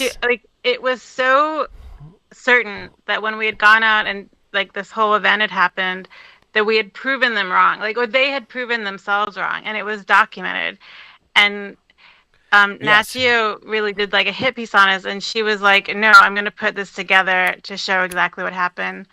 And then she did it, and it's true. Like, it's factual that they disproved themselves. And that's why I'm doing this tonight is because she did put together this thing. I didn't know she did it on her phone. Even I was like, oh, she just put. Is that how she did it? I didn't know. Like some app on her phone or something. I was like, what? It's crazy, man. Thank you, Syndey. Thank you, Syndey. Yes, I kept thinking about it all week. You know, I heard about it last weekend, and Dave knew perspective. I kind of grew closer to it like this past year. Like we were like texting like every day for like stretches sometimes. Like So like I saw her the last time at some like a couple meetups, and then it was like I don't know. We just like bonded about a couple things. Like, well, actually, I guess like some health issues and the lockdown. We were just like talking, and it's like suddenly we just really got along. And we didn't like not get along before, but like it was like we got along more, like just more. And yeah, I've been texting with her a lot, and I didn't know she was sick at first. She didn't tell me, but then like I don't know, like a couple months ago, I like asked her directly, and she told me, and I was texting with her like every day while she was in the hospital down in Mexico, and that was really, really intense. She went through so much down there, but she was like surrounded with people who really loved her. I could tell, and her sister went down there and stayed with her. Wendell went down and visited her, brought her medicine, drove down there, and even the doctors like loved her. Like she would send photos. She had like this one really cute like Mexican doctor. He looked like he should be on a soap opera. And like that's awesome. She would send videos because she would like get up and walk, which was like a lot. Like she was very sick, and so then she'd had one point she had like everybody in the hospital was like eating lunch with her to like encourage her and show her to sport, and she would send photos. It was really nice. I mean, it was horrible, but like, you know, it was nice. No, in between. I'm listening to every word you're saying and trying to picture it in my head. And she was a great spirit, and I'm sure she carried that all the way to the end, man. No doubt. Yeah, she was just kind of like graceful about the horrible things that were happening to her. The way she talked about it was kind of amazing. She didn't really complain. She was like very factual. I mean, she described horrible things going on, but like any positive things she would like focus on. That's so cool. That I would expect nothing less of her. Yeah. Just focus. She can like focus on this. Oh, dude, we're going out in the sun today. Cool. Check it out. You know. Yeah, let's go. Yeah, she's anything. She's always like down to just like do any adventure for flat Earth. Like, yeah, she was down. Yeah, and that it's hard to find that, man. And I appreciate you and everybody that's gone out and done these amazing efforts to say, hey, man, the Earth's fucking probably flat, man. Check it out. Yeah. Yeah. I appreciate you. I appreciate everybody here. I appreciate everybody in Flat Earth. God, even when people like really annoy me, I know like people can get so annoying, but like I still appreciate them because it's like all this energy just keeps it going no matter what, and it's so important. And we all get worn out at times, and and we all gotta take a break, and we all, you know, do our thing, whatever. I mean, there's so many flat earthers out there, man, that will never come on a hangout or do a live stream or go and do a test or even go to a meetup or nothing. Yeah. I mean, I can't believe I just got on this hangout. I haven't been able to use hangouts for like 2 years. Like, okay, I got this new phone at one of the times when the government gave us money. Yeah. It was great. It's a good new phone, except it does not work for whatever hangout format was happening before. Right. I know what happened. I know exactly what happened because you do. Yeah, because Hangouts is no longer available.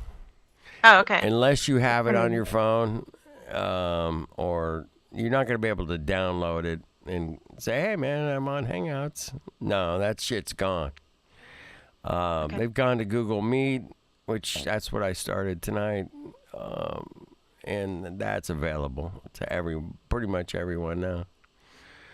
If you want to get a Google Meet account, yeah, they want you to pay for this. This Are you costs. paying for this right now? Is that I am paying $8 a month to be able to Google Meet as long as I want. Basically, I can do like 20. Okay. I think I can do like 24 hours. And then can you invite people for And I free? can invite people. Once. Oh, that's cool. Okay. Yeah, and I can kick people out too, and I can mute them. Oh, cool. Kind Power. of like how Google Hangouts used to work when it was free. But Snack doesn't know anything about that, man. I know that he's never seen the beautiful power of Hangouts work. I think you're talking shit to him, but he's like not actually. He's like, I know he's rolling his eyes right now, going, of course it was beautiful. He's probably like away from the phone. It was so long ago, but it feels like longer than it really was. But I gotta say, everything that people do in Flat Earth, like just thinking of Syndey, like she's gone way too soon, not okay. Way too soon, right? Way too, yeah. But everything she did meant so much. Like it really did. Like it was so special, and it did a lot for all of us. I mean, she was in this news piece that aired on Paris. Like, remember, like we're all down in Salton Sea. I don't know if you were there. I remember the Paris piece. Yes, there were some Paris. These journalists those from Paris came guys. and filmed the Salton Sea experiment, and Darren was down there, and I wasn't gonna go, but Syndey was like, "I'll pay for your hotel or whatever."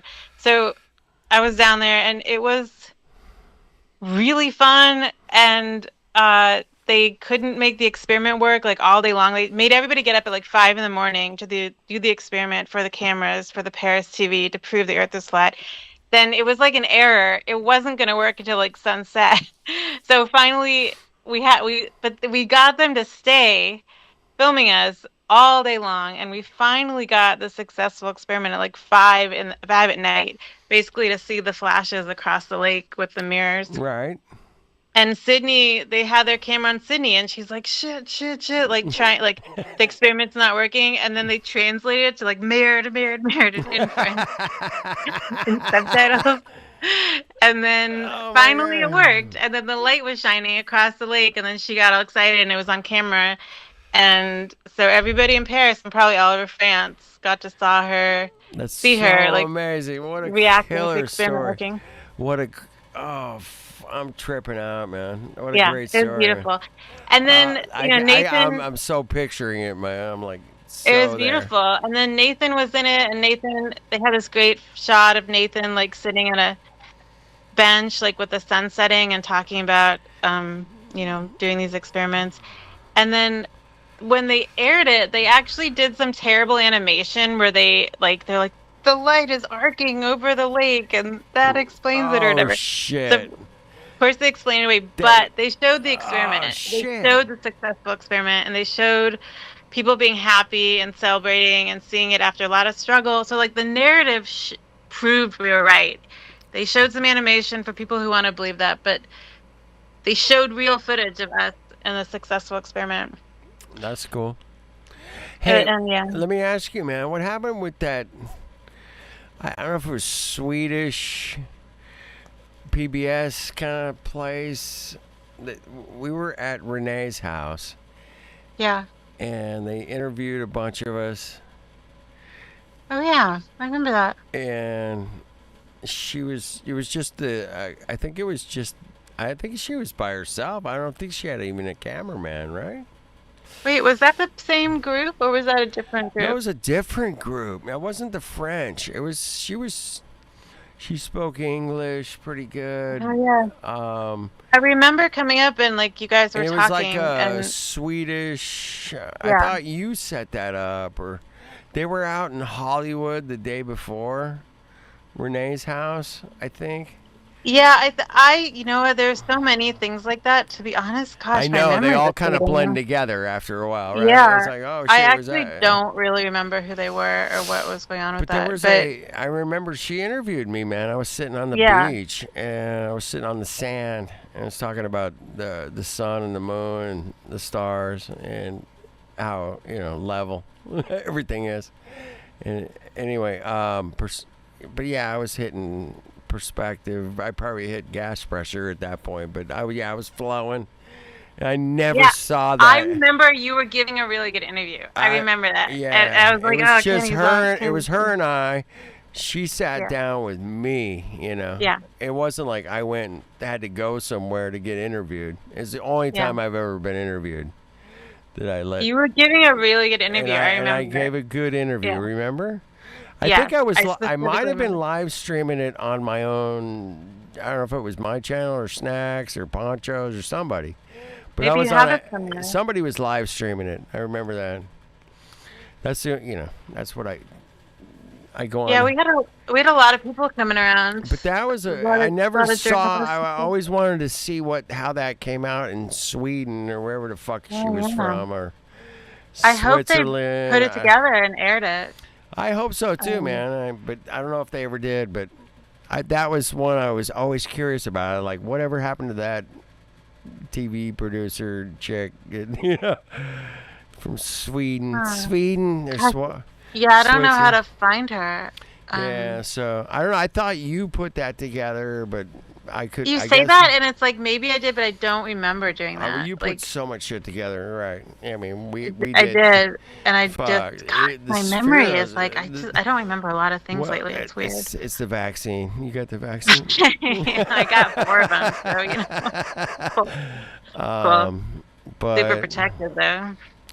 No, it's so good to hear your voice and hang out and Oh, talk thanks, flat Earth you with too. you. Fuck, man, it's so cool. You know what? I did couldn't have been something- better. This could not have gone better, man, in my opinion.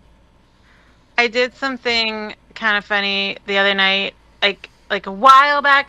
A friend of mine invited me to this little thing where these people didn't want to take the vax.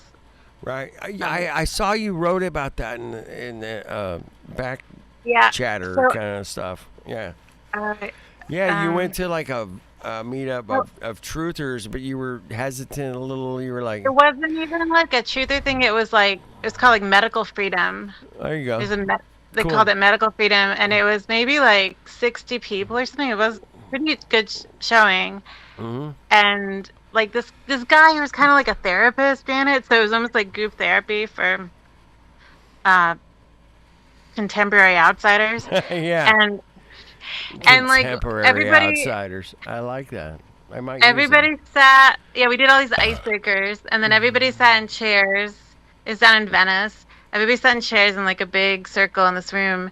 And then he just had like each person sort of talk about what they're going through right now with like the media and Oh not my goodness! necessarily. This must have blown your mind then. It was pretty awesome, and everybody there, it was cool. It was like a weird hodgepodge of people, like different looking people, and everybody just talked for maybe like 10 minutes. I don't know how long, a few minutes, like about their experience right now of like not liking what was, but none of them were like us. Like they were like for the most part like they had been like normies like 6 months ago. You know, like they were just coming around, and like this one girl next to me was like, she's like, I've never had anything controversial to say before. She's like, but suddenly like people don't like what I am thinking. No, they don't like what you're thinking. It was kind of amazing, but I decided to go they full don't flat earth on them because I was just like, I read that in the thing, man. Yeah. I'm like, oh, my girl's fucking going so fucking. You're gonna go. It was fun. So I was like, come yeah. on, if anybody can handle it, like, because they're all talking about how like the world is like, you know, calling them outsiders, and I was like, all right, well, let me tell you. Let me tell you some stories, man. And it was like the day after Syndey died, actually, that I went there. But I was thinking of her too, because I was like telling them how, you know, I had realized I didn't believe we lived on a spinning ball, and then it had been really hard at first, and you know, like my friends were treating me bad about it, and Right. then I just like decided to find new people, and I found like this whole community, and we organized events and we did experiments. We had all these like amazing adventures, No shit, right? and it was wonderful. And I was just thinking about that, like it really was It such was a wonderful, thing. Sasha. It, It yeah. was beyond wonderful, right? Yeah, it was like it's the time of a lifetime. I it's mean, like so cool. hopefully we'll have more Thank- times of a lifetime, but Thank you, it's man. so special. Thank you. Thanks, Sydney. Thank you, Snag. Sydney. We got Dan Thank you, all Waterman, of you. Hollywood. Thank you, all of you. Thank you, all of you. We've done so much fun Yeah. things that But they can't be replaced, man. They can't. But then And I was thank you. saying to them, and I was like, you know, when this thing started, like from day one, I didn't believe any of it because I'd already learned that the media is gonna, you know, try to call us names and ridicule us, and Yep. they're not gonna want the truth to come out. They're gonna want to shame us, and they're gaslighting, and you know they're just untrustworthy. And I was like, so I never struggle with like, oh maybe they're No, you never struggle trying to with it. protect us or something. It's like, no, I'm not gonna believe it from day one. And then but I told them I was really excited because it's like, because of what's going on, like a lot of new people are starting to get in touch with their own discernment and like make choices with like, even though like they're being ostracized for it. And I don't know, it's just I felt good to say it to everybody. And then like the guy leading it Yeah. was like, does anybody, because I told them I was like worried I was gonna freak them out when I told them about Yeah. flat Earth. Yeah. And the guy leading it was like, does anybody in this room feel uncomfortable that she said she's a flat earther? Nobody, right? And nobody raised Nobody their said hand. fuck all, man. Nobody I don't know said if shit. I don't know if they're too I love scared it. to raise their hands, but nobody raised their I hand. love that story, man. Nobody And said then one guy, the guy who looked like he shit. was straight out of like he was like in loafers and like an ascot, like he was like I don't know what he was from, but he was cool looking. He was Yeah. like, there's a lot of evidence to support it. Yes, And there then- is. And then this other older woman was like, I want to hear more. I want to hear more, baby. I want to hear more. I love So, that. That's great. I don't know if I'll go back. It's like far away. It's like I don't know, but it was a nice experience, and it's nice to be able to tell you guys about it. I so appreciate you sharing it a little bit. Yeah. I think that's super awesome, and courageous and fun, you know, and It's fun. it The guy it like just- thanked me for coming out. He's like, thank you for coming out in front of us. So I was like, yeah. cool. thank you. You're welcome. Anytime. All right. I missed you guys though. I do. I miss you too so much. I just miss hanging out and talking flat Earth, and you know, there's so many other cuckoo shit going on in our world. We all know it, and it's tough, man. It's not even our back chat offline fucking underground hangouts are fucking kind of, you know, minuscule these days, but Yeah. but it hits here and there, you know. I try to keep it going. I love that you do. You know what? It That's actually all. means a lot to me that it's so cute. I just like check in a little bit. I don't even know where you are. Sometimes I know I can't hear it, but even just that I Exactly. see people talking about it in the back chat, it just Yeah, I don't know. It's like we're still it's like a all, we're still touchdown all for me. connected. You know, we're kind of fragmented slightly right now. That's all, which Yeah. is fine, which is totally expected at this point. Yeah. Which that I knew that was coming, and yeah, but we're still connected. And Yeah. we'll always be connected. And, Yeah. And Sydney connected us with some Sydney. crazy fucking Oh, stuff, man, right? And she did. And she put this little thing, she wanted to do this thing on her, I don't know. Anyway, it blew up to a fucking national TV thing. I It's like, remember when we went to go see Behind the Curve, and we're all there, and Sydney was there. I was like way in the front, Sydney was like way in the back, and they had a panel for the Behind the Curve. I've seen the you were video. Oh, you weren't in the theater. I've seen but- that video where she's yelling at him. Yeah, she yells at him. But She so they totally wouldn't yells take at him. any questions. The only They film wouldn't screening I've answer ever any. seen. She put that in her little video. She's I like, just- they didn't answer yeah. any of our questions because they can't. Yeah. Because they can't. They were- and, you know. they're afraid to let us talk. I mean, I've never seen it. I've never seen like a film Censorship. screening and they don't ask questions from the audience Straight up. when they have the director and editor and all that talk on the stage. And then so before we left the theater, whenever it stands up, she just stands up and yells at them. Just like It's a great shout out, man. I got to give her that. she just wouldn't take it, Yeah. like she I stood up. She wouldn't take we it. should She probably stood up. watch that. We should probably watch it. She knows how important it is. I'm gonna watch. Let's watch it. Fuck this. Hold on. Let me see if I can pull it up, man. I got her channel queued up here. All right, we're at 23 minutes in on the documentary. It's 1 hour and 55 minutes long. We're not gonna get through it. I knew that. And I just know that Syndey, man, once she got it in her sights, that flat earth, man, was she rocked it, man. Can I say that? Yeah, you can see that. She rocked it. All right, on her channel. All right, this is the screen share. This is the screen here. Did you come upon the idea of? I was there that night, and we were hanging out front. Yeah, you were outside. I was doing interviews. I was trying to just do whatever I do, live stream, hang out, whatever. You were interviewing us afterwards for the reviews of it, remember? And it was Flat Earth Hollywood, basically. Yeah. Dan, myself, Dan had all his shit out there. Yeah. And it was, Renee, yeah, we were crushing it on the street. Yeah, it's kind of, I was comfy there. Yeah. But then I remember, there was a few things that went down that night, not so cool. But Yeah. looking back on it, I never saw the movie that night. You guys did. Yeah. And that's the night you met Spheros. It is. Yeah, I met him in the lobby. Yes. Well, it's that's interesting right. because in a way, like, Syndey getting up and yelling actually fired me up gave me the nerve to do that, partially because, to be honest, at the time I was embarrassed. It was not my style for her to stand up and yell at them. Like, I was so, Yeah, but right. but it was very much like, she's right, something has to be done.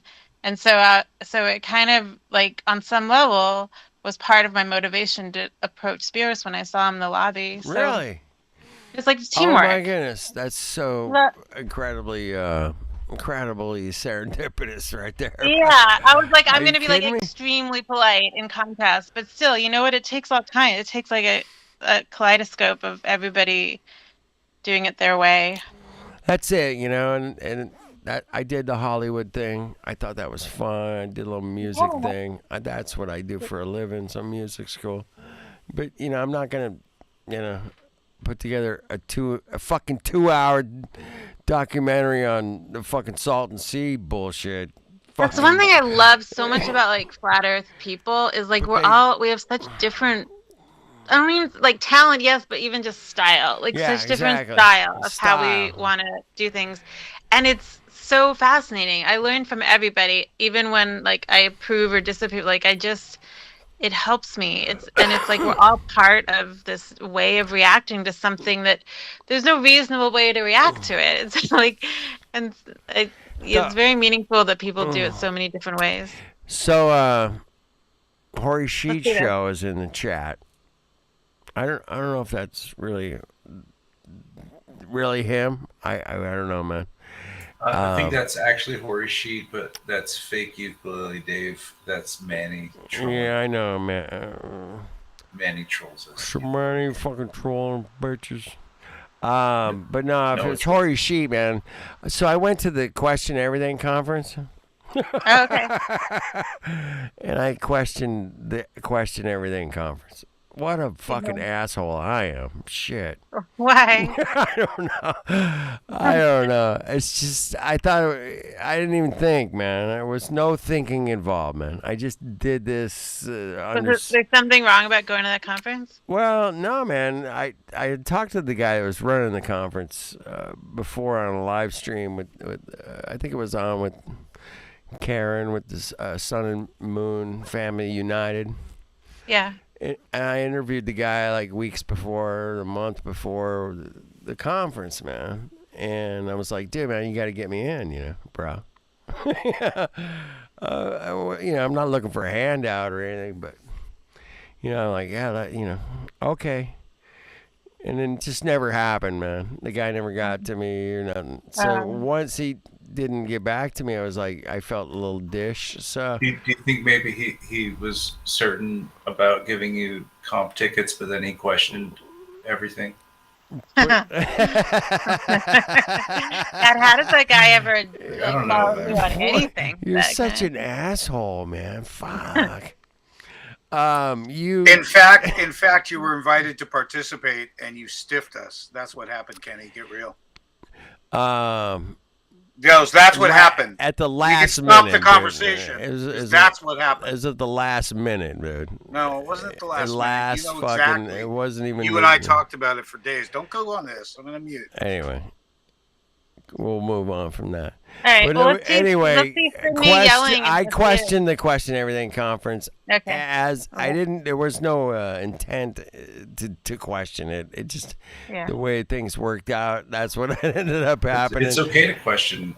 And I thought it was fun, and everybody kind of laughed at it. But Hori was there. That's the only reason I brought it up. Okay. Hori Sheet hung out with me all day.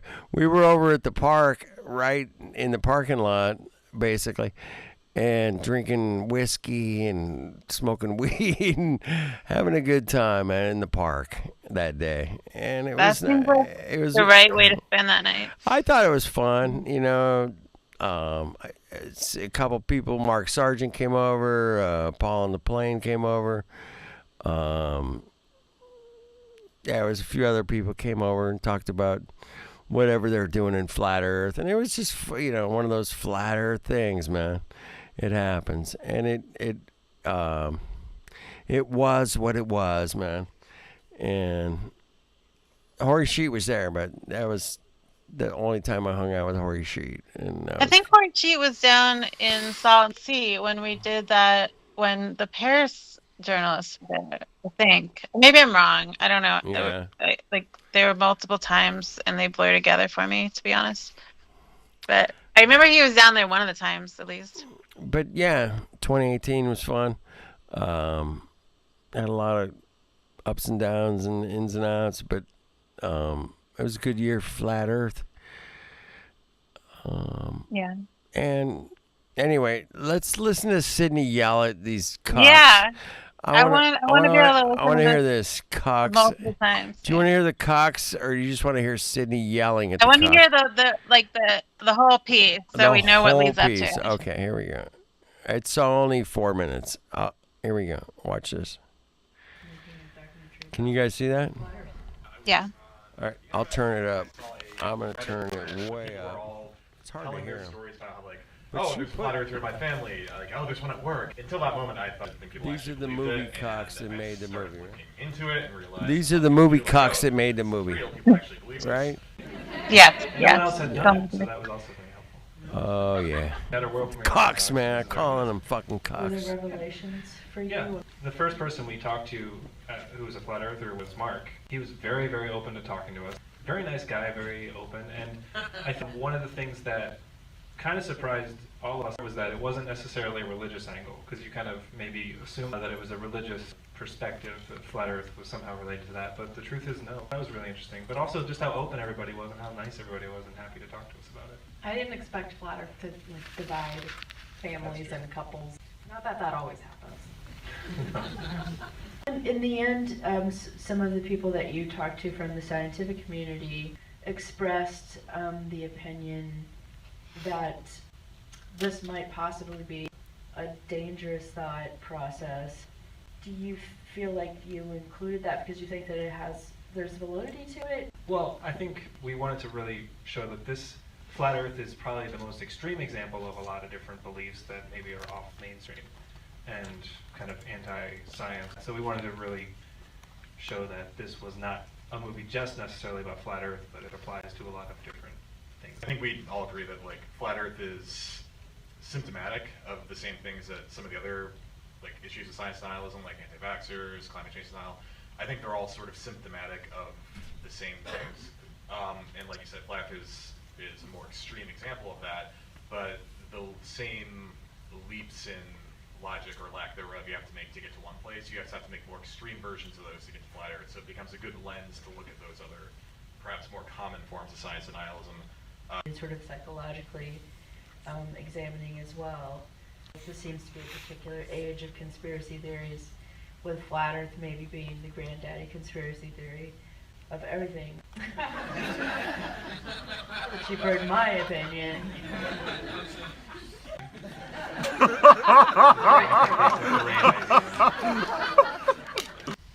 Alright, well, thank you guys so much for making this film. It's fascinating, subject matter. And thank you for coming out, supporting. Thanks to everybody else. Thanks everybody. We'll be out there taking questions. And I'm sure there are some flat earthers here, and there are some on the streets that have any questions. They'd love to talk to you. On the street? Because Earth is flat! And you're just denying it, but thanks. Because how can the weakest force known called gravity beat out two greater forces called centrifugal force and the vacuum of space? It can't, because it's the weakest force. Even my vacuum can pick things up off Earth.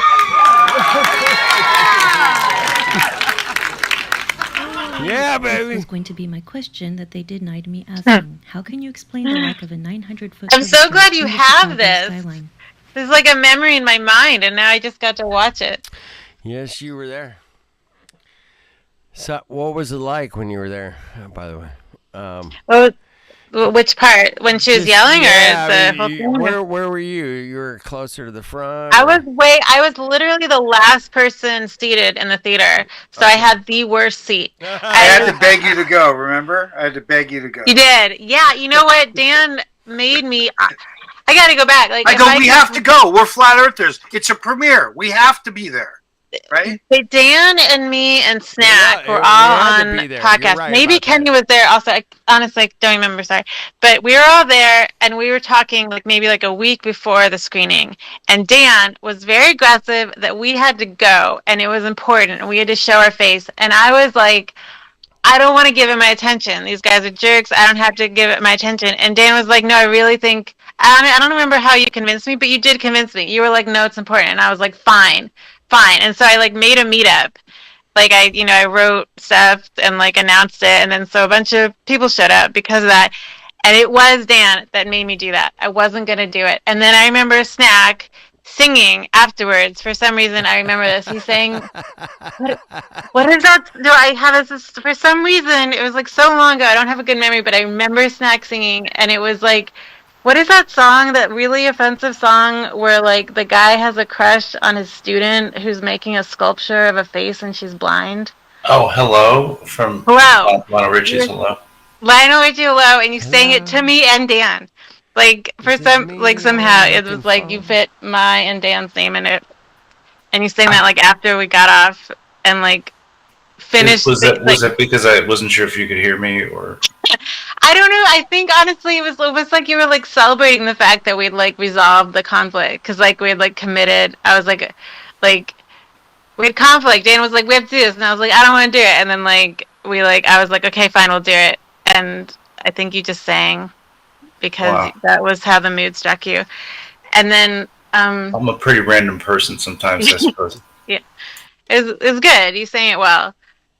And then I had the meetup, and then we all showed up, and then that was the precursor to going there. But I was late, and I was hanging out and talking with producer type people who were saying they were interested in doing something about flat Earth outside, and I was the last one in, and I was the last one that I think I already had a ticket, but I was the last one that let in the door.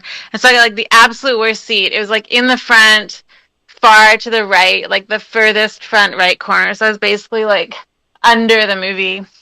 So that's where I was. But it was cool because there was guys sitting next to me who were clearly not flat earthers. and they were like laughing at like the opposite times that I was laughing, and like I think that they like figured out that I was one of them, but that was cool. I was like, yeah, figure it out. But one of us, yeah. So I was just so that clip of Sydney when she's like heckling the documentary guys is that's happening while I'm like in my kitchen trying to live stream 2 streams. Is that was that night like where Mark, probably like so I she think, like, streamed. Was it when Mark and Patty came on to? All right, you had a like, B room. You had a B room that night, man. That was that night, right? Yeah, Yeah, I had like yeah, I had like two, two computers going. yeah.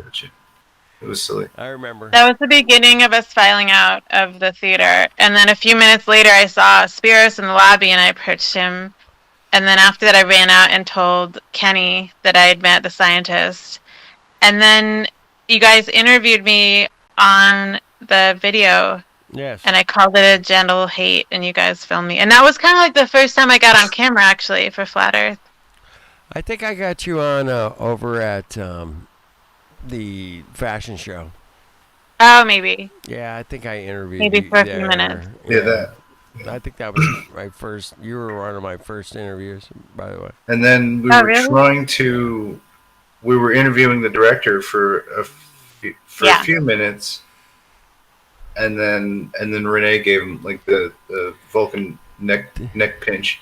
Yeah, but to be fair, Renee was inside the theater and saw like was in a different mindset.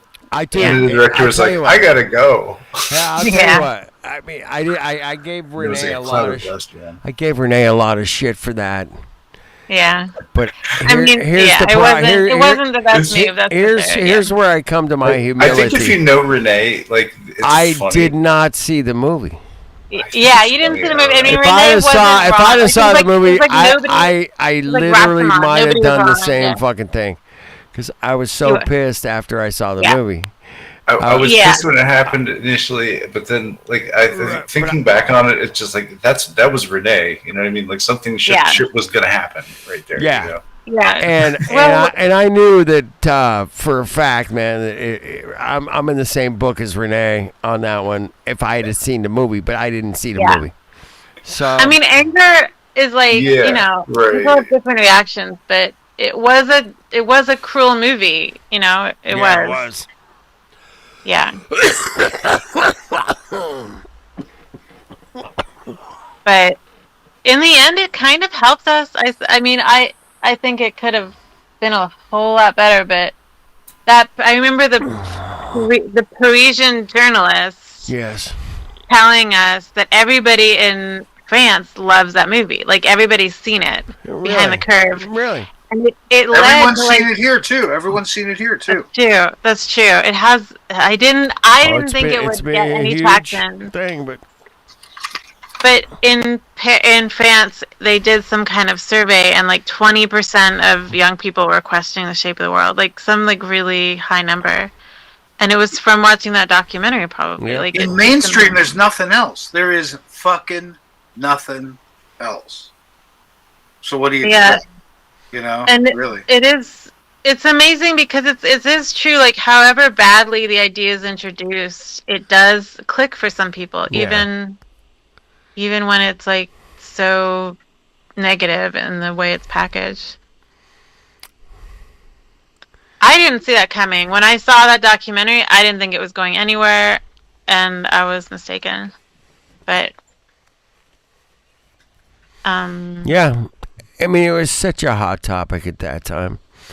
I mean, I don't know if you guys remember back when you could Google search and it could tell you how many people searched this or that, or I mean, you had a lot of data. You could see that if you typed in flat Earth, how many returns do I get? That's true. It was like the biggest. It was like the biggest so rising thing. Big, dude. Oh, it was completely bigger biggest rising than like anything, man. anything. It like, shot up like it nothing. Shot up through the fucking ceiling, and that's when they came out and said, "We got to spend a few $1 million to debunk these cucks." Well, no, that's when they took down the scoreboard, as Mark calls it. It took down the scoreboard. Exactly. And it really was fucking a scoreboard, man, of how many people are looking at flat Earth, man. Could I just tell you something about the film? Because I got a different perspective than everyone. Yeah. Please. First of all, the dude made a film not about flat Earth, about flat earthers. Today, when we have interest in the streets, when people are interested in us, it's because of us. They want to know how we go against the grain. They don't give a fuck about Earth. They care because we are interesting, because they want to know, how do you be an individual? How do you be an individual? Right. How are you thinking? How does thinking work? But so I just want you to know how that does thinking for yourself work? Right. Let me So, know. I mean, there's something to that. Yeah. Fuck yeah, there's something to that. I had this discussion last night about. I mean, I think there's a range. They can be interested in the actual thing too, but you're right. They're interested in how do you be. Go an ahead, individual. Dan. Go ahead. Go ahead. Homeboy tried to make a movie about us, and it's my firm belief that before it was going to be sold, which it did end up being sold because they like to ridicule us, I think he was out purchased. In other words, let's say the dude, remember the two of them worked for a year. Yeah. So let's say if they covered their own expenses, even if they sold it for $100,000, that didn't cover any production cost or anything. It didn't. It barely covered them for $25,000 a year, right? Okay. So let's say it sold for $200,000 and they broke even or made $500,000. And $50,000 between two of them over the next year is not $25,000. So they didn't make sense. It's minuscule numbers. Unless, let's say that you had a budget. You were a large. Let's say you're Northrop Grumman, right?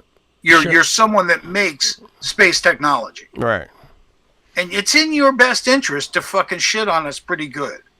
So you go through your sources and you go to him and you go, look, I just need you to, at the end, shut them down, do some violins, and shut them down, dim the lights on them, and we'll pay you double whatever the fucking thing is. So all of a sudden they get $500,000, they clear a couple $100,000, they make their lives worth living, and they just at the end tweaked it just enough to make us look stupid. But they did, in my heart, I do not believe they set out to make a shit on flat earthers film. They went way too much into it. Yeah, you're right. I think that, they could have. I think they sold out. They could have cucked up, man. They call it cucking up, man, or selling. I remember the editor. I do remember that panel when they had the discussion about it, and the director sounded much nicer than the rest of them. Like, the director did speak in a kind of way where he was like, we thought they were religious, but turns out they're not, and they're nice. Like, that was great. Like, that was positive stuff. The editor, they didn't show it in Sydney's clip right there, but the editor got on, and he talked, and the thing he said was the first thing he did was he cut out everything with evidence in it. He's like, nobody wants to see that. And then he just went in for, like, the drama between, like, Patricia and Mark. So I do think the editor was out to make what he made. And I don't know what their dynamic was between the director and editor. Like, if, in some cases the director really tells the editor what to do and it doesn't stay if the director's not happy. In other cases, they hand it over more, and I don't know. Hey, Sash, Dan, I thought the director had final say in everything, man. Am I wrong about that? Yeah, but you just, when it's some independent film, you don't know how they really exactly. There's dynamics. I get it, but because but ultimately, I've done enough editing in studios where you're dealing with the editor, and trying to communicate with him. Well, it's kind of like it's attractive as incredibly difficult, kind of a clickbait, in a way. Yeah. Just to make a hit piece is kind of like It's easier to cut that than to try to tell a human story where you're like, exactly. And then what do they?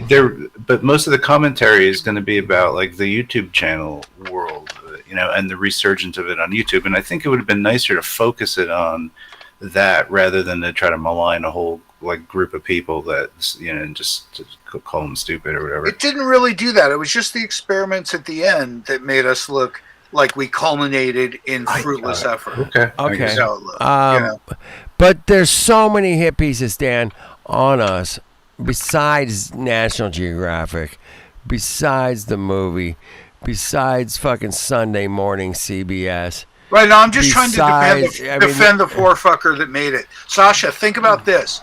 That guy, the success of the thing was greenlit. We heard that night that it sold. We hear how successful it is. I remember it that. was just greenlit through. I remember like, that. you're like, whatever. You watched it, and you're like, whatever. And then it's like the hit of the festival. It's the hit in every country. It's the hit everywhere. Yeah, I mean... Kind of greenlit. I don't know. You might be right. The whole thing is mysterious. Like, the background of the filmmakers is strange, too. Like, the woman working on it had done a previous film about like how Sandy Hook truthers are terrible people. Like they had weird backgrounds. Like I don't know what to think. I mean, that could have just been what it is. Let me get this straight, Sash. Yeah. So I met her out there on the street, and him or whatever.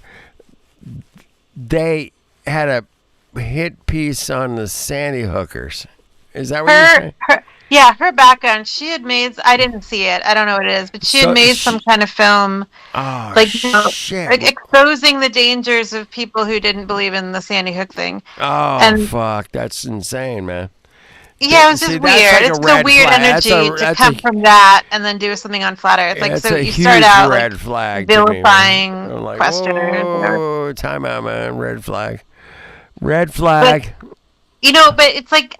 You don't know. Like, I mean, I got a friend who edits documentaries, and I can't remember what he did now. I'm totally blanking.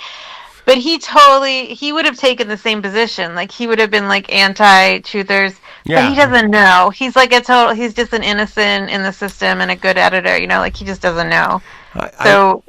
Like, it's not like it means she's, like, deep in, you know what I mean? She could have just. Dude, I'm so into like people, or it does mean more. I don't know. There's so many people in the system, they don't know fucking what's going on.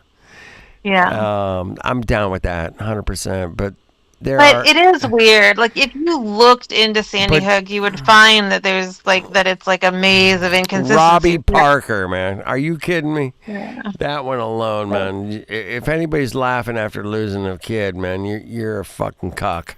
Yeah, if you spend time with that material and you weren't like, there is some weird stuff, like then it was like you're suspicious. And then he starts, hey, fuck off, man. That guy, I'm channeling my inner Jibby. You guys know that, right? Mm-hmm. Channeling. I miss our buddy Jib, and we lost. I miss Jibby. I miss Jibby, and I miss Sydney. I miss Jibby and Sydney. I mean, a lot. Two of the most wild, both of them. I mean, imagine them together. Oh my God, special. Are you kidding me? Jibby and Sydney together. It would have been a wild ride. A wild 4 minutes. There you go. Together right now. Only 4 minutes, but it would be amazing 4 minutes. It would be amazing. But no, man, we have taken some fucking spankings this year at Flat Earth. Yeah. But we're still together. We're still trying to kick something down the road, man. I'm on 24/7 Flat Earth. I'm pretty sure that there's groups of intravenous drug users that experience less of a fallout rate in 1 year. Yeah, I mean, it's very, very strange statistics that we're having. Yes. Yeah. It's serendipitous, I'll say. It's just strange. It's beautiful. It's beautiful. But to have you guys on here, we're talking about Sydney, Jibby, we're talking about Flat Earth. I mean, Sydney couldn't be prouder right now. I guarantee you. I hope she's watching us. I mean, I hope I that. feel her energy right now, man. I don't know about you. Oh, good. But I Then I just, feel it too. Very I'm suggestible. feeling her energy, like saying, fuck yeah. Keep kicking ass and have fun. And she always did it with a smile on her face. She did. And she always had my back for my Didn't most matter. edgy She conspiracy always theories. did it And with I a smile. fucking love her for that. And anybody that smiles that much and enjoys life that much and enjoys flat Earth that much, I have to pay my tributes and love to, man. That's what I gotta do. And if it's Me too. serendipitous that you and Snack and Dan and everybody, we all showed up tonight, I was hoping for some beautiful thing like that, man. Just where we can Yeah, you know what? reminisce your a little, video- reminisce a little bit. And Your that's video came through my feed. I didn't even know you were doing this at all. Like Sasha, YouTube, I didn't even know I was doing this. YouTube sent it. YouTube just showed it to me. I mean, whatever. I'm subbed your So channel. it did come up in your feed. Okay, cool. It came up in my feed, and I clicked on it, and then I realized what it was. Like Cool. Yeah, it's nice.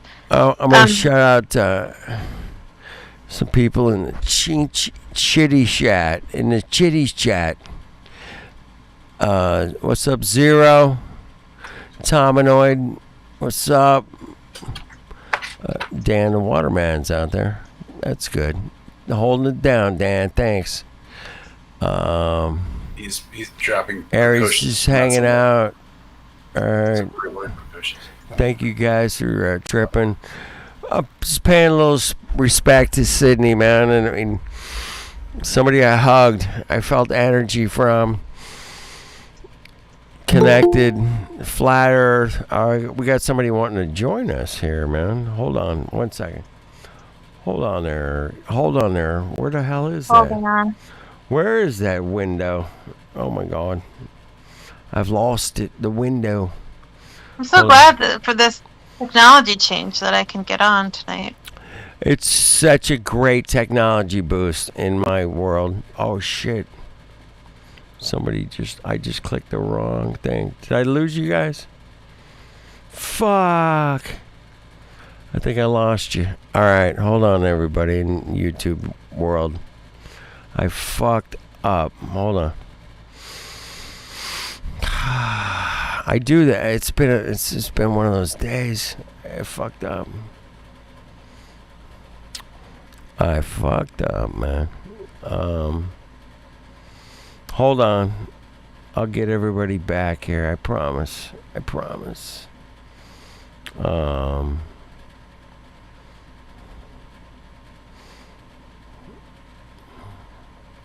Hold on. You guys wanted to use it for, not me. That was a very fun night. I laughed a lot. I think we're back. Am I back? Good memories. Yeah. Oh no, that was Red Vest that night. I'm back. It was like a red shirt and a black vest. I don't know. It was dynamic. Hey, Trouble. Oh shit! I fucked What's up, everything Trouble? all up, man. Sorry. Yes. You guys good? Everybody good? Yeah, we're just talking about Dan's vest. Oh, the vest. Oh my God, it's so. You guys are creeps. That was fucked up. It was so Jewish. It still makes me laugh. That vest still makes me laugh. Thank you. Snack walked upstairs with him hand in hand, not me. No, you're thinking of Josh and you. I want to thank you guys, man, for being cool and having fun and taking a piss and respecting our fallen soldiers, man. Right? I hope that they get a Basically, glimpse I mean, we're or a talking really good soldiers. view of I mean, what this place soldiers really have is, gone down you know? this year, man. Soldiers have gone down. Generals, fucking Jedis have gone down this year, for fuck's sake. So Yeah, it's just been surreal, isn't it? absolutely fuck all. And Syndey, just like cherry on the top, by the way. She is cherry on the top. We lost her, man. It sucks, man. Really sad. I hope you guys, respect. I'm just trying to hang out and respect her and I really appreciate it, Kenny. It's really nice. I bet she is watching. She's so underrated in Flat Earth, man. She might be the most underrated. She looked very pretty lady. She's very pretty. She's very smart. She kicked the ass. She went out there, did the shit. She didn't even look that old either. She's not that old. And did she have children or anything? No. She had no children. Listen, she put a big hole. But I just, as a flat earther, man, I had to do something for fuck's sake. My name's Flat. My name is Flat Earth fucking dude, man. You guys, I'm like, if somebody I've hugged in person dies, I have to do a live stream night, something. We're gonna have a candlelight vigil at the park, whatever. I have to be involved, and this is a terrible flat Earth loss we've suffered this year, man. So many. Yeah, that's so sad. And it sucks, and it's been more than dude, I don't know what the fuck's going on in the world, but boy, man, things are wicked. So hang on to your hang on to your knickers, as somebody's told me. Knickers. What the fuck's knickers? It's your pants. It's your underpants. It's your panties. I thought they were like knee socks. Is that panties? I don't know. Hang on. It's like long underwear, like not like all the way long, but like short. I think I think knickers work both with male and female. Knickers. Well, that's knickerbockers. Do they have little buttons like just above the knees? Like, is that what knickers are? Yeah, that's what knickerbockers are. They go down to your knees. Wait, why are they bockers then? Knickerbockers. Unless your knickers are knackered. You gotta knock your knickers, bro. Come on. What's bothering them? I don't understand the. I love listening to Americans trying to talk English. It's hilarious. Trouble. Go on. Rub it in. No, I'm sorry. What kind of English does Australians speak? Like, what do you call it? Are you just like Australian accent, or what do you call your English? Yeah, we've got our own slang. But a lot of our slang comes from England, it turns out. But what would you call it? Like, what's the overarching name for it? The way you guys talk. It sounds like fucking poo-poo coming out of my mouth. Aussie slang. I don't know. Aussie slang. Okay. I'm trying to get my inner Merle going here, man. It's not working. Never mind. How is Australia right now, Trouble? How's where you are? It's totally fucked up, by the way. Everything I hear, it's like terrible. You guys getting pulled into the gulags and beyond stuff? fucking recognition. Tell her, I'm on Trouble. my last day of freedom. Tomorrow Today is her last day. What does that mean? To Troubles. I'm not allowed to go to the cinema or the fun parks or into a restaurant or a pub. I can get takeaway meals.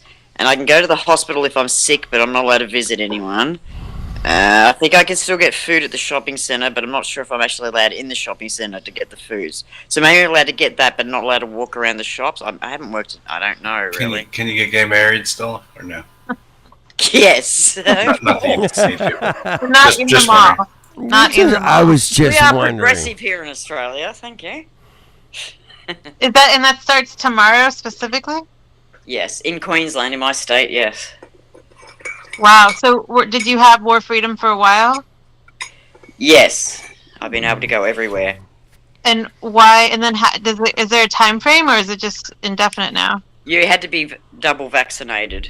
Okay. Yeah. Jeez. And I know it's happening because my daughter works in a food place. You gotta They be do like one for each arm. And her friend works in an entertainment centre, and they've been told they're not allowed to let unvaccinated people in. Don't let them in. Those people. No, That happened to Josh and I tonight. Josh and I had to go to 4 restaurants to try and eat. Shut the fuck up. Swear. How do you 4? what was I Yeah, saying? Fuck. How do they enforce Dan. it, Trouble? Go How do they ahead. enforce it? Like, are there cops doing it, or Not yet. Yeah. Not here, not yet. Down in Victoria, I think. But here it's just the businesses. Like, you've got all these QR codes, and they're just everywhere. And you've got to, like, just wave your phone over them every time you enter somewhere. Sasha, when you go out next time to eat where you live, you will find they won't let you in. Yeah, I mean, I'm in LA. Like, I have been going out, and people just let me in. To be honest, Hey, like a couple of places didn't, but in the most part, in they the don't do. spirit of Sydney, man, you just walk your ass in there. Yeah. And don't, if they say, "Hey, man, where's your mask?" and you pass and say, "Yeah, okay," you just keep moving. Josh and I had to go to 4 places to eat. What happened? Like, did they just? Merle had to go to 3 places to They get all pointed to a brand new sign that said, "You have to show a vaccination card. It's to sit indoors." I'm just going to go to them. Okay, Nazis, I will leave you to your Nazi regime. I'm just going to shame I'm with them, you, Trouble. I'm on your side because that's what I'm going to do. Yeah. If you gotta be if you're gonna be that cocky, my local. I'm not gonna be nasty and spiteful. Fuck off, man. Or fit, but I'm just gonna say, okay, Nazis, fine. Good I'll take my money to someone who actually wants to earn an income.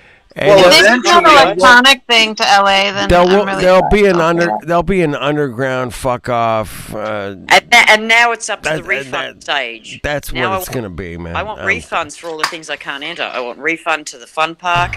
If I went to a gym, I'd want a refund on would want to cancel my membership. There's going to be a lot of businesses just have a big chunk of their money go in the next. That's what I said to every restaurateur tonight. Where'd you finally go, Dan? Where'd you finally get in? A little I'm trying to think of the a little ethnic restaurant that was / pizza / Armenian food. I've just been going to kind of small places that I like have gone to before, and like they kind of I think recognize me, and I just walk in, but. Even if it came to the stage where I had to get, the thing, I still wouldn't show it. I'd still be, fighting, going, I'm not playing this bloody Nazi game. Well, that's how I got thrown out of the first place. I said, I'm not even going to answer that question. Fuck off. Yeah, that's what I reckon. That was at Norms. Do you want to know if I've got herpes and AIDS and all the other diseases? Norms? Fuck Norms. They're done. All right. I got to say, like, I've got syphilis. Do you want to know about it? I've got to pick a disease that's really contagious and go, well, I've got this, but you don't know about I got to scratch like you have a religious exemption or something. I don't know. I think some places like don't want to enforce it. I mean, I don't know what it comes to. Well, we have an exemption, but they don't give it to anybody. I got CA, man. You know what CA is? What is that again? I got CA. It's a disease, man. I don't know what that is. I got a scratchy ass. That's how you spell it? CA? Wouldn't it be SA? It might be SA, man. All right. I thought you had a Californian ass, actually, when you were at CA. I got a cracky ass. Or scratchy. SC, whatever. It's all good. I'm just here to take a fucking piss and have some fun with some great people, man. Thank you, guys. Thanks for the shout out to everybody that's turned up and turned out, man. Fuck it, Sydney. We're sorry. We wish you could have helped you, done something. Fuck. She did so much, and it's just underappreciated. I thought I should do a night and that's really nice. Respect her and her friends and everybody that met her, knew her, hugged her. You guys know what I'm talking about, man. And that's it. I did it for you guys because she kicked ass, man. Fuck. I remember the Salt and Sea thing. That was great. That that gave us heaps of information and heaps of story. That was full on things went really picked up. I couldn't believe how many people were there that day. Yep. Yeah. And it happened because of Sasha too. Yeah, it did. It brought in a lot of people. As Josh said, we rode in like the cavalry. Yeah, the cavalry came. It's just a shame that they didn't have access. She didn't have access to the phone of the guy that was on the other side and said, "No, but we can see it." That was Nathan. That did get Nathan and Wendell recorded that. Yeah, but if she'd been on the phone with them at the same time, where she's standing next to those assholes, they wouldn't have been able to deny it. So we were so close, but that would have been even tighter. But Nathan did get the guys to confess it on the other side. That, like, they were on the phone with the guys on the across. And we did think that we had a win, but then they made that video, which was just horrendous. It's just what they do sometimes. Like when we have a clear win, they just deny it. I mean, it's like they just like it's pretty funny, but they know they're denying it. It's like, beyond at that point. funny. It's beyond funny. I've been hanging out over at the 24/7 Flat Earth Discord. Oh, yeah. And you know, people come in with their globe proofs daily. Yeah, how's it going? Like, how's Flat Earth on that front these days? It's absolutely crushing because you only get like 1, maybe 2 a day that's still globe people that are like globers. Yeah, it's. And then what happens to them when they come in? Do they get? Well, usually one or two people just start talking to them, and they keep it, you know, real scientific. Very to the point, you know, curvature, gas pressure. I mean, they just kind of, they have a little method over there that they use. They ask them 3 questions. And one of them is like, do you know of anybody ever in history that's ever measured the curvature of Earth? Yeah, and then they're like, Google. Yeah, they don't know fuck all, right? Google.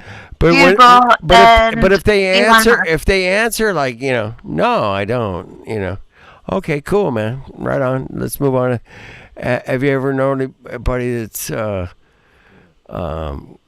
calculated the distance to the sun and how they did that? And you know, of course, they don't know that. Because they don't teach you that shit.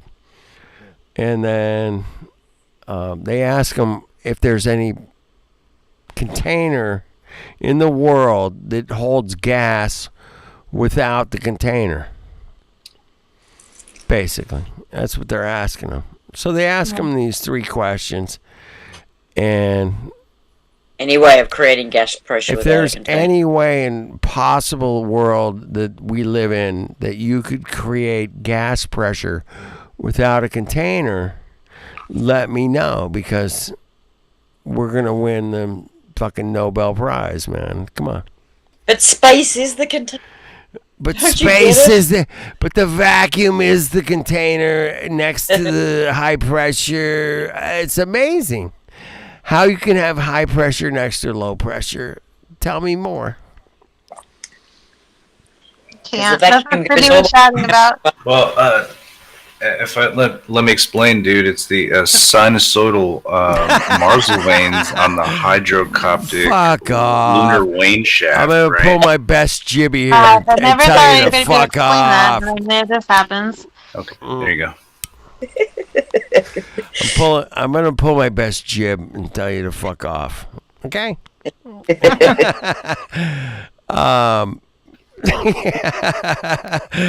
Jimmy was a fucking powerhouse, man. Yeah. Of energy and different than Syndey, man.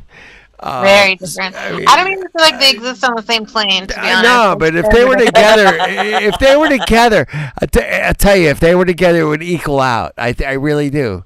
I think it would equal out because Syndey was so poppy happy, right?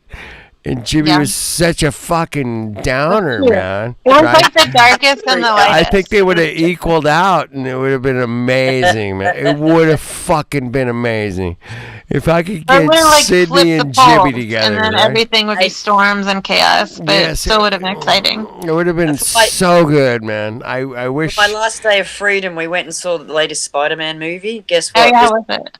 There's a new Matrix coming out. Can you believe it? We know about that. Yeah, we've seen some pieces of the new Matrix, yeah.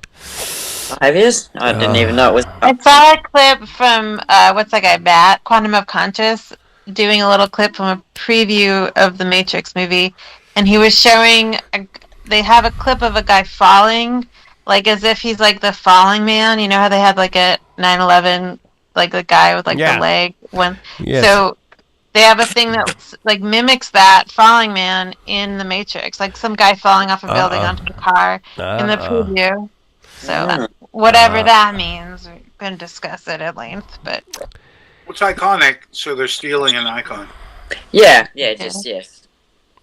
That's it, Dan. That's it, That's bro. it, but that's the surface explanation. There was controversy to begin with because they said it was someone whose family was convinced he wouldn't have done it because it was against his religion to commit suicide. Oh, well, so, I mean, I don't know if that counts as suicide at that point. They had a full-on controversy over who supposedly that was, and the family damned the press for giving out. How could they possibly know who that was? That's ridiculous. They could have been. It was one clear enough. Million Pictures were people. clear enough. Yeah, they Oh can my work. gosh, you guys, we're so mortal. That's what this Hey, is. Also, I got a shout out to Wolfman, man. I ain't seen him. Yeah, no shit. I ain't seen Wolfman in a bit. Bro, miss you, bro. Miss you. Always a good chat, man, with my Wolfman. Talking about reality. Love it. Good shit. Anyway. you know, I freaking love the endless hours of the talking, whether I am part of it or not. Like, it's so. I mean, okay, when it's bad, it's bad, but when it's good, it's so good. It's like magical, interesting, funny. Like, freaking love being a flat earther. And I love Snack, other is that you in the chat, Snack? Yeah. Okay. Gotcha. I got you, mod. Of course it is. How the fuck do you not have a mod on my channel, man? How the fuck is that even possible? It's beyond my fucking recognition, man. I think it's way beyond. Anyway, Sydney. Oh fuck! What a bummer. I gotta. Before she was a flat earther, I'm gonna say she was 100% flat earther, man. It was crazy. She was crazy flat. Fun, what were you saying, Dan? crazy, energetic. Before she was a flat earther, she used to be a staunch advocate in the vegetarian and vegan campaigns, and she has an entire fund and an organization set up to try and save cows. Yeah. And as part of that, she it's actually quite a few years ago, but her and a bunch of protesters were arrested in Long Beach, and all the people got fines to get let go by the police, and she wouldn't pay the fine, and they jailed her. Yeah. And then they fed her bologna sandwiches, and as a vegan, she threatened that they were going to kill her and that she was going to starve to death in jail. Fucking ass kicking, man. She mentioned to me while she was in the hospital that she had led a prison revolt. Fuck off, man. That's part of it. Oh shit! That's I believe awesome. it. I fucking believe that shit. That is so amazing, man. Because they weren't.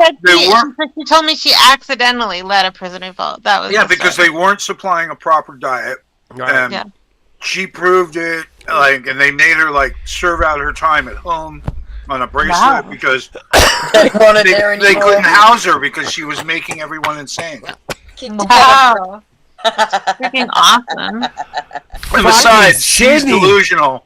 So if she said it was a prison revolt, that was them getting rid of her. Yeah. They were doing fine until she came around. Well, she riled up the other prisoners. She riles up everything she gets near. Awesome, man. That is so awesome, man. I believe she riled up all the prisoners and that it was overwhelmed the guards. To what degree, I don't know, but that's enough. That's fucking epic, man. That's epic. They were trying to get her out the door. Awesome. Yeah. That's awesome. It's epic. It's one of those things, man.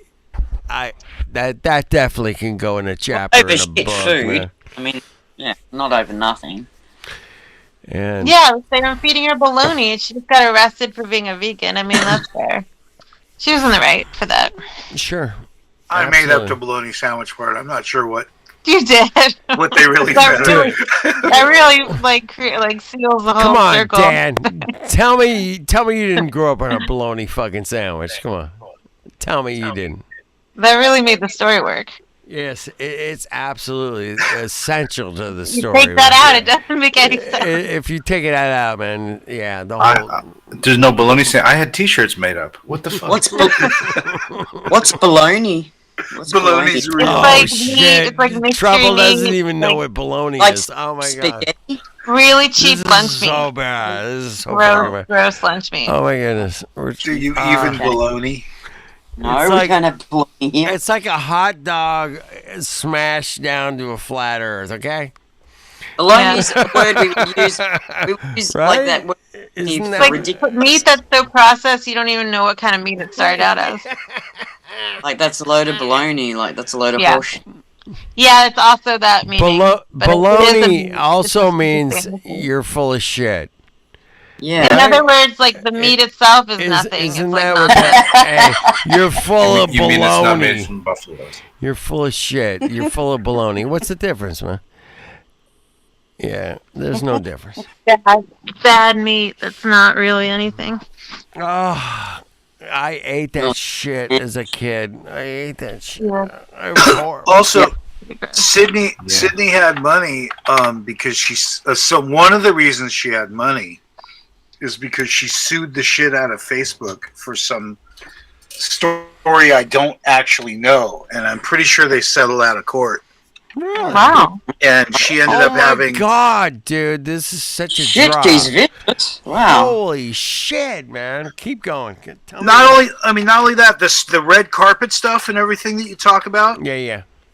She walked away from fame. I mean, like the one thing I kind of give her credit for is she walked away from it because she only did it to prove she could do it, and Right. that's the way Sydney was. Is she did shit to prove she could. Well, they And, made an idiot out of her on that Salt and Sea friggin' video, so. they Before that, actually she don't was show her in any portion of that. Oh, They don't right? really make an idiot Right. of her. Yeah, Most she's of the not time. really in that, man. No, Right, because exactly. I think she should have sued them for defamation of character, because really they did denounce any success, and there was nothing but success in that. Good for suing Facebook. I mean, Facebook. If you can win suing Facebook, that's pretty good. But they're pretty unfair. It's just they do it across the board now.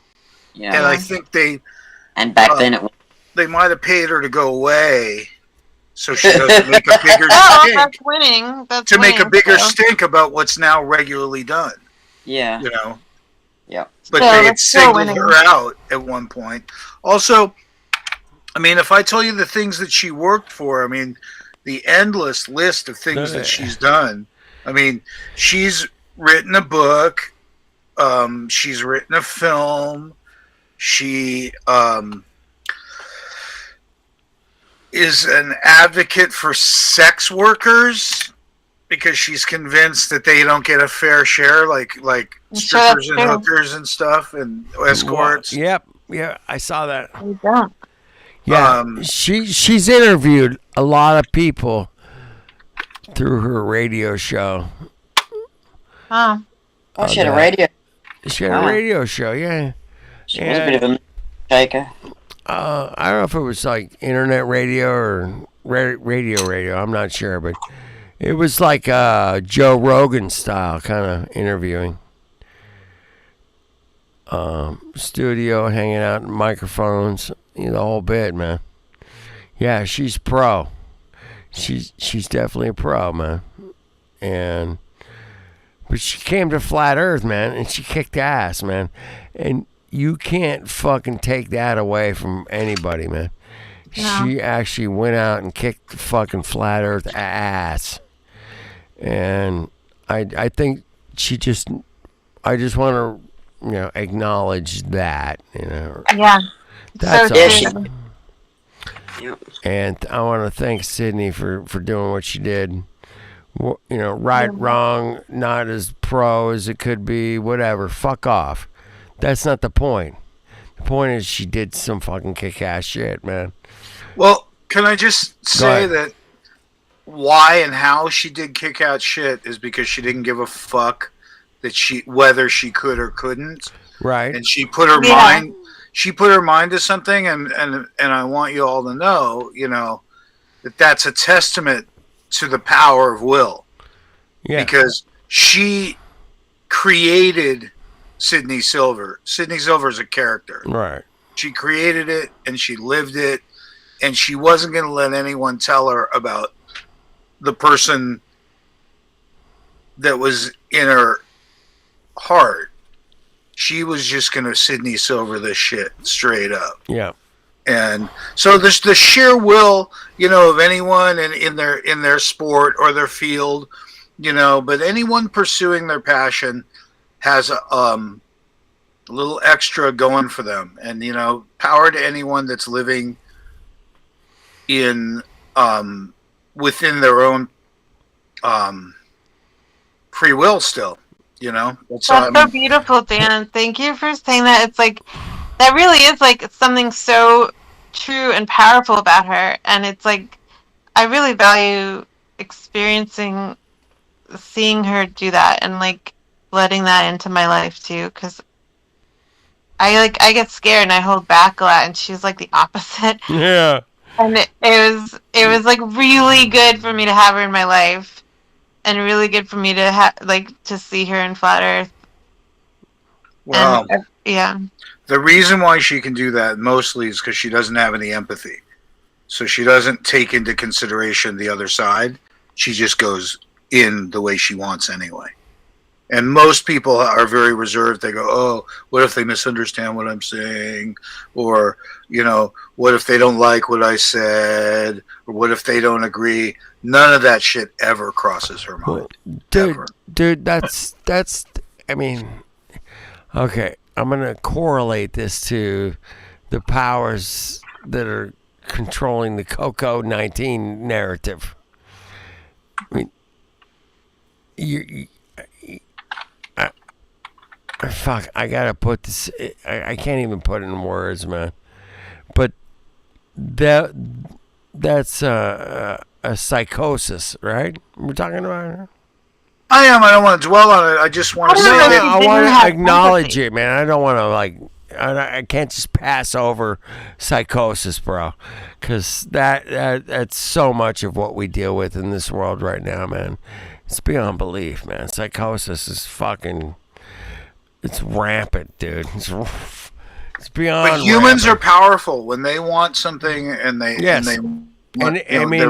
and it can go under different categories of, But we squish ourselves, we try and be polite. It's like, here's the thing, like if I was, I am old enough to have kids. That's funny.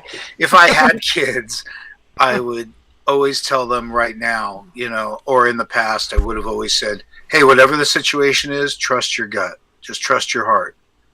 And today you can't do that because every time we step out into public, it's shifted. You don't know if you're in the right entrance. You don't know if you're in the right line. You don't know if you're keeping your distance. Right. You don't know if you can fucking talk. And now it's 2 years later. They've got us completely depressed and we're getting sick on our own. Well, I'm not. I know about you, man. I'm good. Well, no, the people are around us. Around us, yes. They're getting sick. And so they don't need to supply disease to make a problem here. They just need to continue to make us unsure and unable to be sure. So the psychosis that we're talking about allowed her to be sure anyway. It didn't matter if she was wrong. She was going to do it anyway. In other words, you don't speak up at a theater. You don't yell fire in a theater. Whatever. Well, you don't go to like somebody's funeral and go, "Hey man, this guy's a total dick." You don't do that, right? Just so you know, the very person we're talking about came into my home no more than 2-3 months ago, and did not introduce herself to my landlord's family, and whispered in his ear. And tried to get him to go to Mexico with her for treatment. He had already come home to die. and his family was around her, and she did this, and then she goes, what, say it again, and he was like, whatever, like he didn't know what she was pressuring him for. It was like, leave me alone. And then she turns to his entire family sitting in his deathbed and says, see, he wants to go to Mexico. We're going to go to Mexico. And I'm like, get the fuck out of my house. I couldn't fucking believe it, that she had the audacity to come into someone's house and not say a word to the family, whisper something in the guy's ear, and then turn to everyone and go, see, we're going to Mexico. And it was like, who are you? Who the fuck are you? Maybe she wanted to save him because she went down to Mexico to try to save herself. Like, guess what? It didn't work, and it wasn't going to work for him. That's hindsight, man. That's hindsight. It's not hindsight. He had come home to die, just like she did last week. She came back to the States to die. She did it just like he did it. They give you meds, and they stop feeding you. I know all about the protocol. Yeah, so I mean, I know all I'm just about trying to it, say but- what really happened. I'm just trying to say that you can only do what she did by having disregard for everyone in the room. Okay, so can we just like chalk that up as like, is that an ego? No, it's a beyond. power. It's beyond it's a ego. power she had. It's a power she had. Well, all women have sexual power. She's a good-looking woman. Jesus. She's a I good-looking think woman. she just had an idea of the best Blonde, thing to do, and she was trying to do it. And that's what people do. You have an idea of the best thing to do, and you do what you can to do it. Like, Yep. win or lose. Win or lose, man. You got to get at some point, man. You say, man. I mean, when she was in Mexico in that hospital, like, she was improving a lot for a while. So No, it's like, she wasn't, because if you read into it carefully, she said, I'm going to talk, like they say, fake it till you make it. And she admitted that, and that's when I knew. She knew. Besides, she knew when she went there. She knew well, when maybe she went so, there. but I think there's no harm in trying. I'll tell you what, man. There I'm was gonna- no hope- I gotta there was go. no I harm gotta in go trying, take a piss. but that I'll be was the end back. of You guys carry on, man. I'll be back. Okay. All right. I mean, she knew when she went there. Maybe she knew. I didn't know what was going on until she was already there for a bit. Well, I seen her, and I When did she first find out? over 2 years ago, but really 6 months ago that it was going to be. Oh, she already knew 2 years ago? Yeah, she claims it was misdiagnosed, and then she was doing homeopathic stuff when she should have maybe looked into it more, but that's like now COVID time, and who wants to go to the doctor then? Although, in fact, I mean, she had other cosmetic surgeries in that time. So she's not afraid of going to the doctor. She just thought she had it under control. Yeah. So the whole time we knew her, she had it, and she knew she had it? Not the whole time. Not the whole time. Mm-hmm. So, and then about 6 months ago, it got more serious, and she knew that it was more serious? Yeah. She knew. So she's known for a while. Yeah. I thought maybe she just found out, like, right before she went down to Mexico. It just started to physically take her. Okay. Otherwise, she probably thought she could will it away. Well, I mean, a lot of people do get better through... Well, that's what the whole Mexico thing is they give you hope when there is none.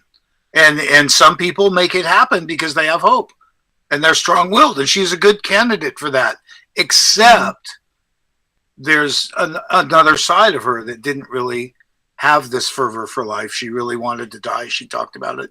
She hated everything. And she didn't run around with a big smile. That was just in public. Yeah. So that's a big difference, That's why she put all her efforts into cows and things, because she couldn't really deal with people. She didn't want it. She didn't want it. She did what she wanted. There's no talent. It gives a lot of context for how she would just do anything she wanted to do. I mean, if she thought that maybe, if she had this disease, that would... I mean, I think that would change me. That would make me... No, it's not like that. Because she... No, because she really didn't... do everything she wanted to do that way. She didn't like finish her bucket list or anything. You Well, know? maybe her bucket list changed when she learned about flat Earth and stuff. That's hard to say. It's hard to say where she, how she really felt about what. And I'm not sure she always knew, you know? Sure. Not I mean, sure. how can you know how you feel about facing death? Like, I don't know. Don't know how to. But Yeah, she has amazing list of qualities to her. Just an amazing list of qualities, and it is a testament to what people can do with themselves. It's just, I don't know. It's just weird, weird. Like life has become very fragile. That's all. Yeah. It's very fragile. And that surprised her a great deal as well. That, like, in other words, she wasn't invincible. Because she lived like she was invincible. Surprised me. Surprised the hell out of me. We just saw her, and I saw her 2 weeks later in my house needing help to get upstairs. And she was totally upright 2 weeks earlier running around. Right after that screening? I saw her 2 weeks later in my house, and she was being assisted. Oh my God. So I didn't know which one was an act. Whether she told me something was wrong at that screening, and it must have been that some threshold had been crossed that she was saying that. Because she never told me before about it at all. No, it was she was already headed towards treatment, and she had already done most of her like trust and paperwork and